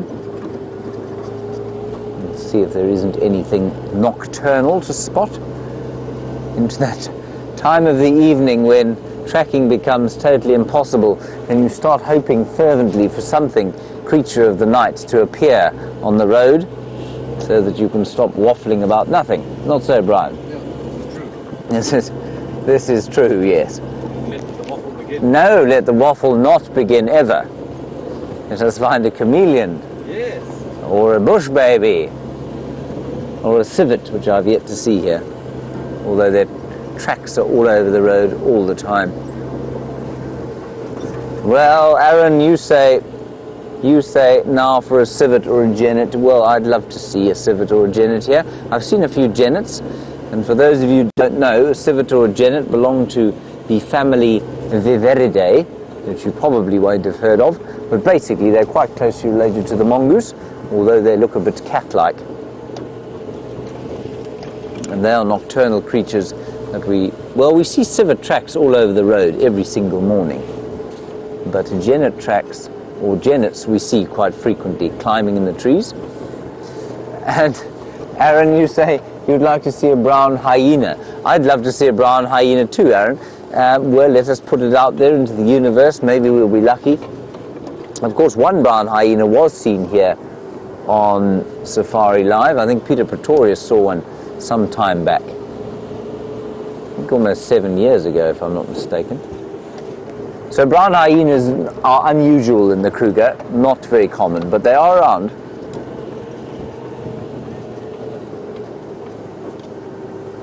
And Reese, we were talking about lions and tigers, and you want to know if I've ever seen a liger and what do I think of them. Well, I don't know any personally, Reese. I've never seen one. And of course they don't occur naturally in the wild. They are the products of zoos and circuses breeding them.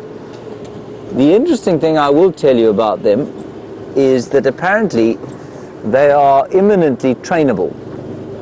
They tend to be a lot more docile than either lions or tigers, and I know that once because I spent some time with a big cat trainer who trained big cats for movies, and he said that a liger, many of the lions that you see in films, like he did that film called Ace Ventura, Pet Detective, and there were lionesses in that film. Those were not lionesses, apparently they were ligers, just kind of dolled up a bit and their sort of faint stripes hidden. But a liger is much like a mule in that it's pretty much always infertile. And what's interesting is that I had this discussion a little while back, something along the same lines. And I said, you know, of course, because mules are totally infertile. And quick as a flash, a viewer sent through an article of a very, very rare occurrence where a mule, I think, mated with a horse or a donkey and produced another little mule. And that's apparently almost unheard of. So I imagine it's probably the same with a liger. I'm not sure that it's a great idea, Reese. You know, I mean, is there any conservation value in breeding the two species together? Almost certainly not. Are we just breeding animals exotically for captivity? Yes, almost certainly. Are they comfortable in captivity? Well, that's the big debate. You know that a lion, unless it has to move, will normally not move. It will just sit and eat its buffalo and sleep. And so if the buffalo happened to keep dying at its feet all the time, would it want to move? I don't know. But I can't see any reason to be breeding two different species together that wouldn't do it naturally in the wild. So that's what I reckon on that score. Apparently you can also, or leopards and lions can mate together as well to produce what do they call it? I've forgotten what it's called, but apparently that will also produce an offspring sometimes, because they're all from the same genus. Now, it's very much, to me, Reese, in the same kind of vein as breeding white tigers, for example. So, no, I read today that there has never been, what are those? What on earth are those? Jackals with a baby. You're absolutely right. There, right in front of us and running towards us. Black-backed jackals. No, side-striped jackals. Fantastic. I just saw the eyes flying. Well, not flying. Tails up. Something is up there, obviously a little bit upset about something. Let me move forward. There's another one through here. That's brilliant, everybody. Jamie found them here the other day. There we go. They're in there.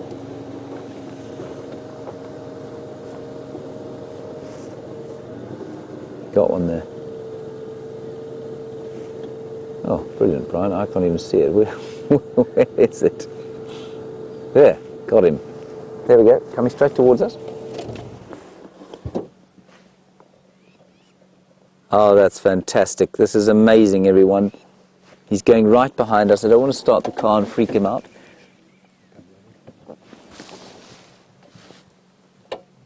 So it's probably a pair with a youngster, except that the tail is so out like that. That's a sign of alarm. And maybe they're chasing each other. Maybe there's a bit of a conflagration. Look, they're chasing this one. Here, Brian. On the right-hand side, they've gone running off through there with their tails fluffed out. There we go. Here we go. This is unbelievable.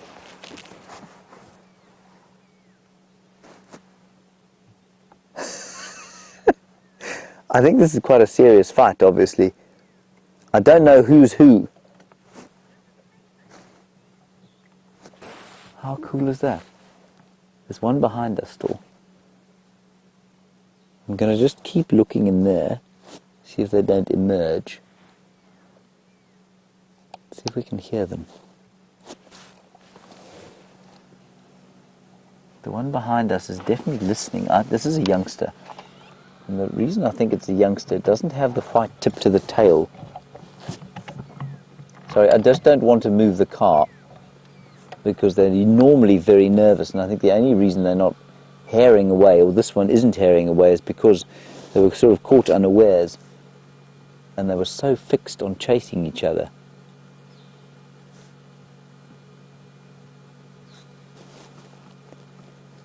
So a jackal, everybody, but like a fox, I suppose. One of the 3 canid species that we get here, wild dogs and black-backed jackals being the others. Oh, how very, very special.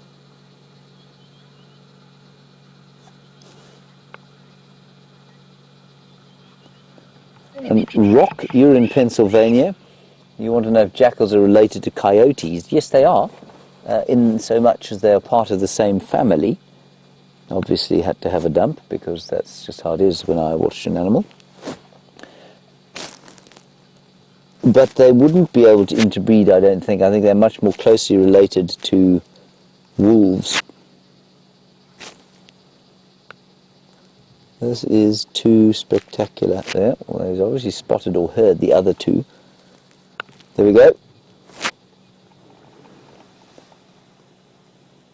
Something is going on up there. Should we go forward, Brian? Let's see if we can...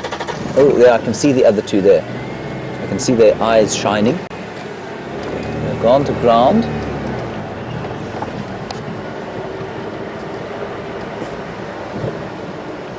People, this is a really, really uncommon sighting. We just don't see this here.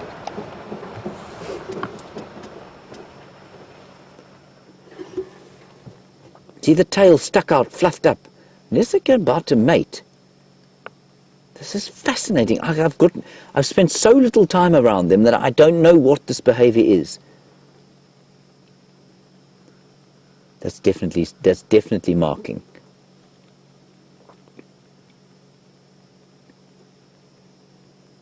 This is awesome. Absolutely fantastic. Back towards us.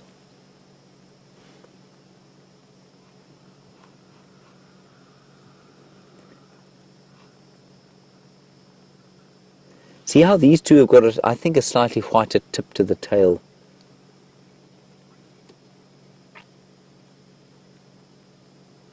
Marking territory, definitely. I don't think there's any mating going on here, although, and almost impossible to tell which is male and which is female, of course, because they're almost identical in size, and they're very fluffy, of course, around the undercarriage, so it's, as you can get a very clear view behind the tail, you won't know whether they're male or female. Wow. Brian, what a day. Yeah, absolutely incredible. Just keep going up the road, they're still there. I'm just going to keep my distance, that you can just see them trotting along the road there. Not sure where the other one went. But I think we'll let this, we'll enjoy the sighting for as long as we can. It's so unusual.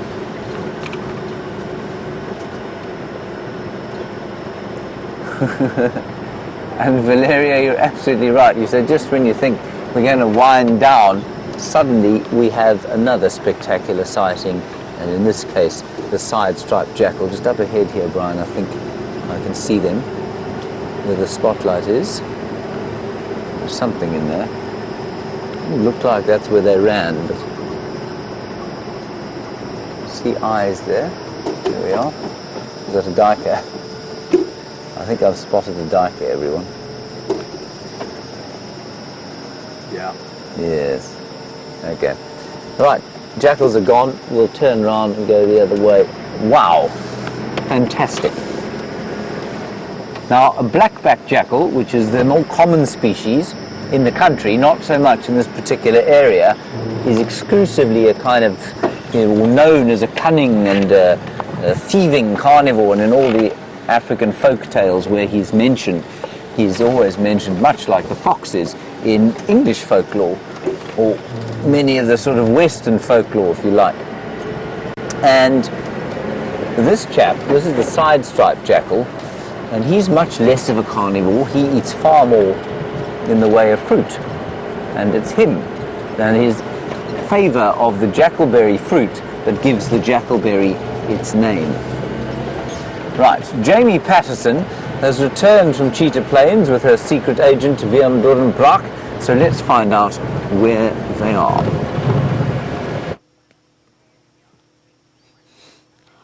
We couldn't possibly tell you where we are.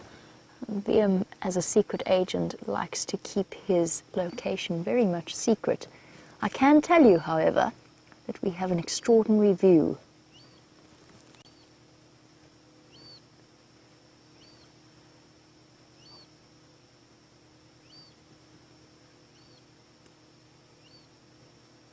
So spectacular. So spectacular, in fact, that I stopped and I switched off. So, everybody hold your breath. Now that we've had a beautiful view of the, I can't remember if the moon is waxing or waning. That's what I'm trying to say. Not moon is maxing or waning. The moon is waxing or waning. But it's a beautiful sliver in the evening light, and the key is turning. Lo and behold, whatever VM did was not a once-off fix, although I still think we need to quite possibly think about replacing the ignition, but it has worked. Well done, VM. Break the least expected. VM says it's going to break when we least expect it. I'm okay with that. I'm back. I'm a lot closer to home than I was earlier. It would have turned into a very, very long night. And it would, of course, been my second time in less than a week to be towed home. I wasn't terribly keen to repeat that whole process because Brent would have had to come on his off afternoon again to come and tow me home. I'm most relieved.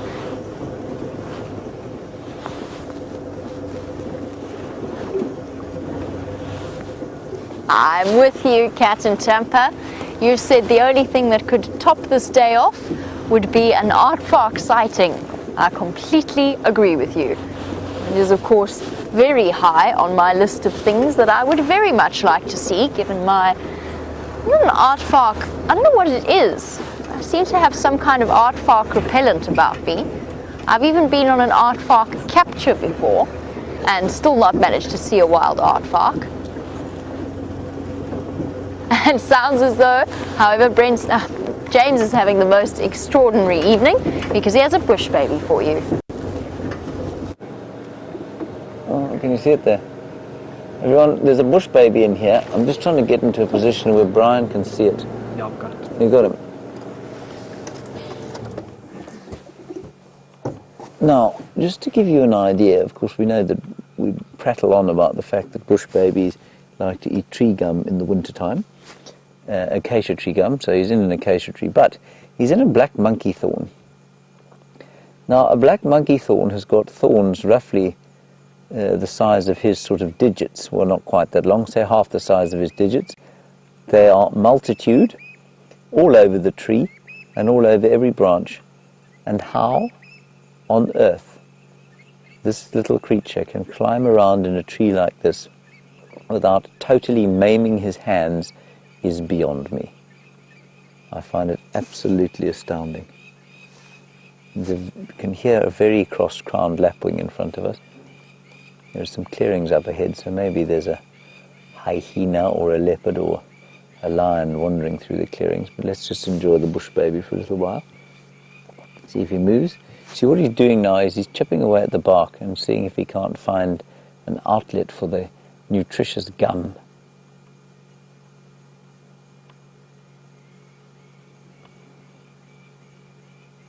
Tiny little fellow. He's only, he's only about 8 inches long. 8 to 10 inches long. Oh, have a bit of a clean.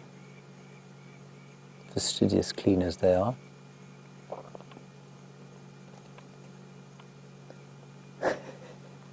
And a scratch. Is it you, Brian? It's the dry weather. It's dry skin, yeah. And of course, I guess one of the major reasons for him to be in a tree like this would be because it probably offers some sort of protection from his predators. Jennets would eat a bush baby very happily, so would civets, but they'd struggle to get into a tree like this. He might also be devoured by the odd snake. Now, snakes are also pretty nifty in thorn trees, so it probably wouldn't protect him too much from them, but it might allow him the time to get away if he were to sense a snake.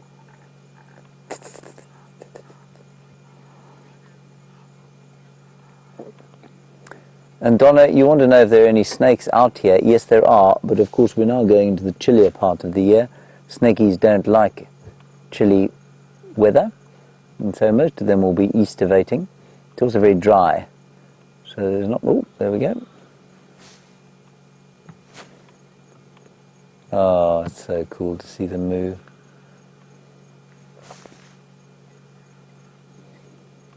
Listening, look at his ears like little satellite dishes flicking from side to side. Trying to hear insects' slight movements. And we were talking about, please excuse my stomach growling there, that was not the bush baby, it was me. We were talking about having an effect on animals, and of course this animal is used to hunting in complete silence. But for the very strange cricket calling behind him. And so even, I imagine, my voice, quiet as it is, will affect his ability to hear things that he might want to eat. Now, I don't think that's going to make a huge difference to his life, but I think it's well that we're cognizant of these things.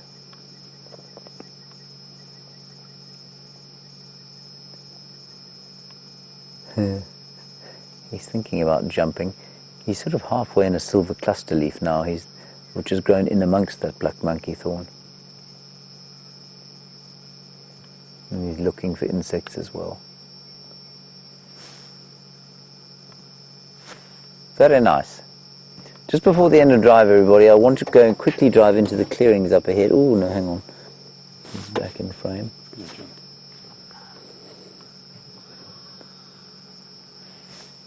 Straight into a thorny black monkey thorn. Unbelievable.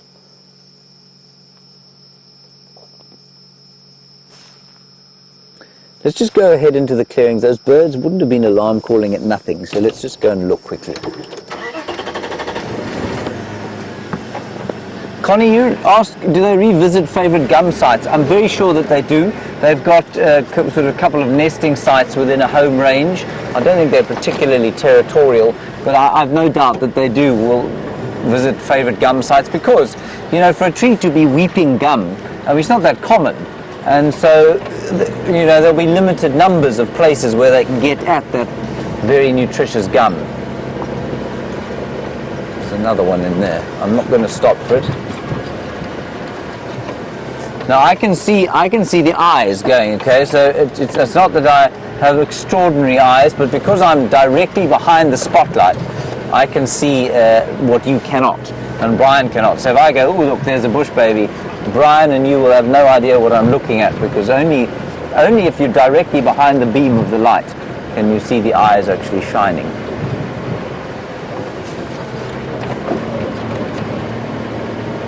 Right, so here are the clearings. Just see if we don't spot anything in here.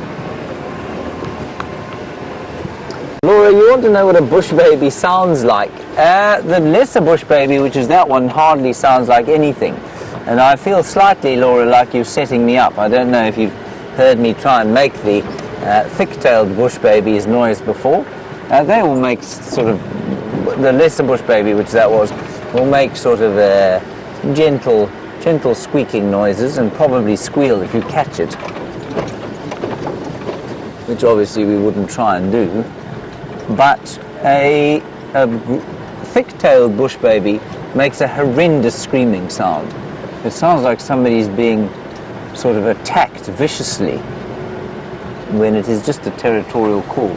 Now, I'm not going to make the call because it's very loud.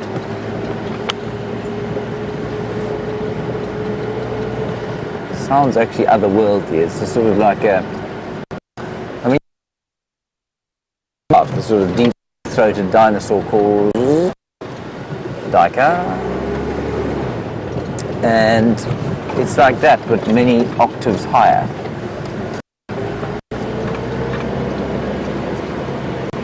I don't see any.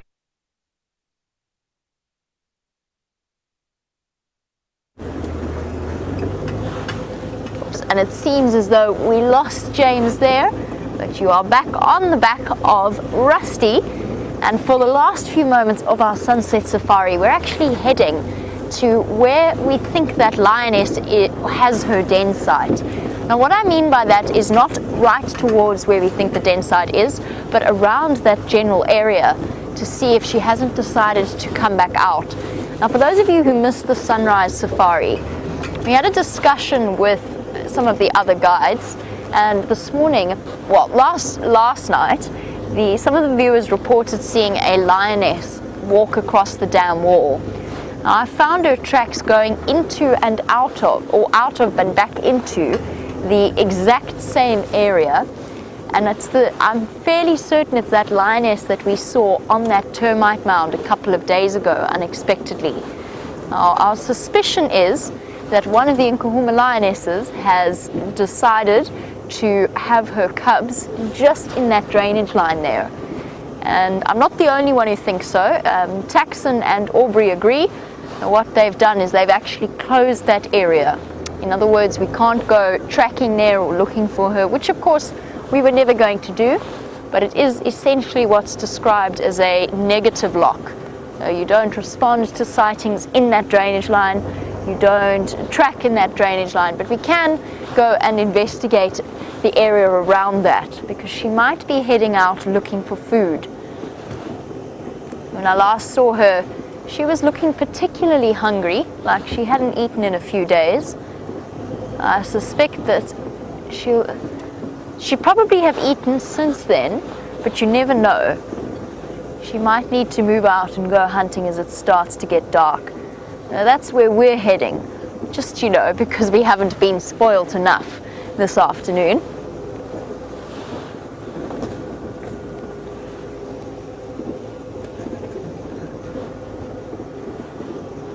Let us go and investigate.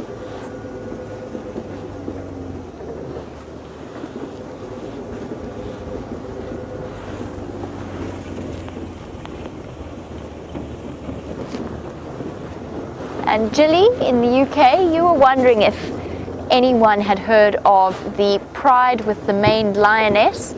You were saying that you have, as far as you know, they're not in the Kruger National Park area.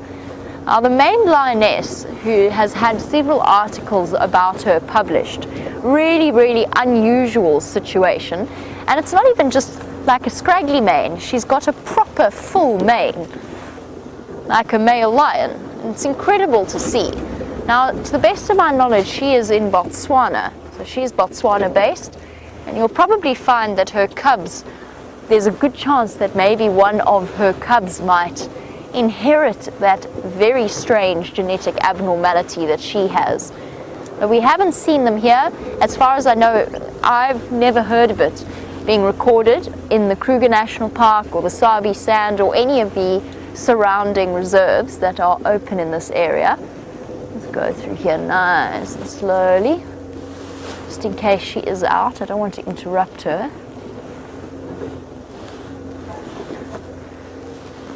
We think that this lioness is just, or at least her den site, is in the spike thorn thicket in this drainage line. So in here, somewhere that way, very dense in there.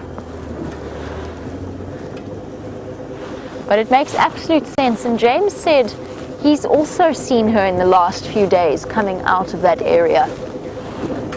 And that seems like we really do have something to look forward to.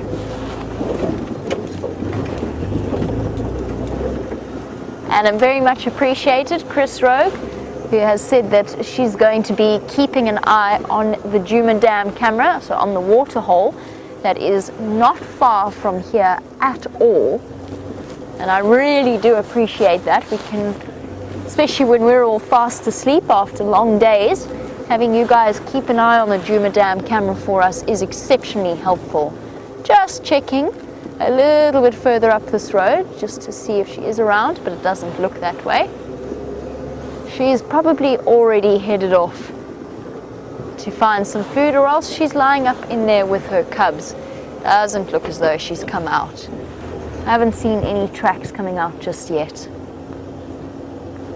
But the way that those Nkuhumas move, and because, in fact, it is the only water source in her vicinity, I think that there's a very good chance that you will be seeing that lioness regularly.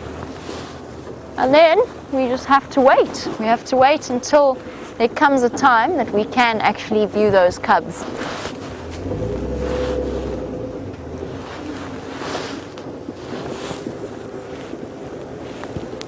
Oopsie. Trying to correct my earpiece and need to correct my driving at the same time.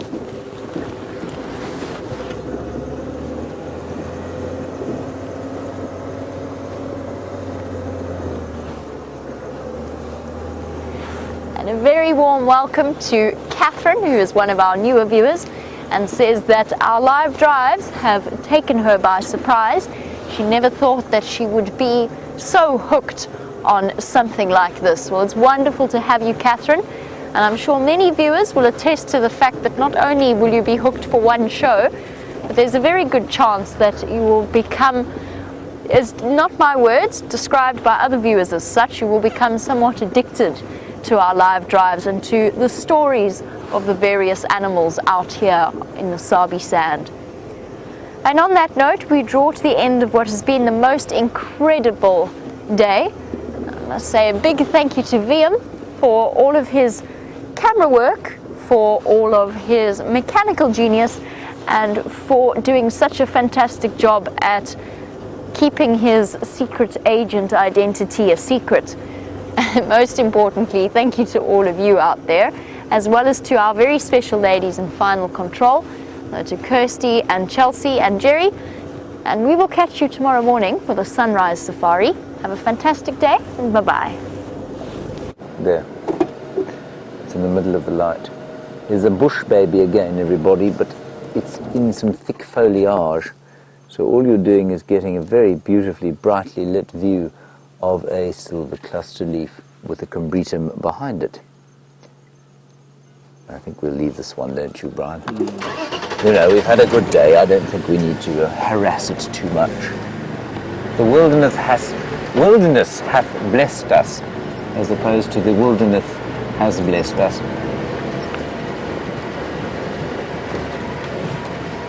Oh, Debbie, a nice question. I can answer this for you. You say, what's the eeriest call I've ever heard? The eeriest call, well, there are two. One is a barn owl, which I'll play for you now, and the other is something called a tree hyrax. And a tree hyrax is, well, it's a sort of little animal that lives in a family of its own. And let me just quickly try and find you the call of the barn owl. I don't know if you've ever heard a barn owl calling. I don't know where my phone is. There it is. And you see it? Oh, well spotted, Brian. We've only got 1 minute to try and find you the call of the barn owl, Debbie. Oh, the pressure's unbearable. Owl. Oh, 50 seconds. Oh, nightjars, no good. Barn owl, here we go. You're listening, Debbie, here we go. Listen to this.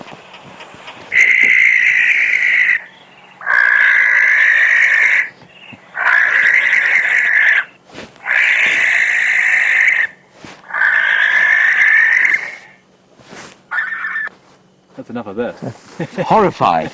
All right, everybody, that's it from us today. Thank you, Brian. Thank you, Kirsten. And, well, it was Chelsea in Final Control, and, of course, to Jamie Patterson and VM Durenbrach, the secret agents of Juma.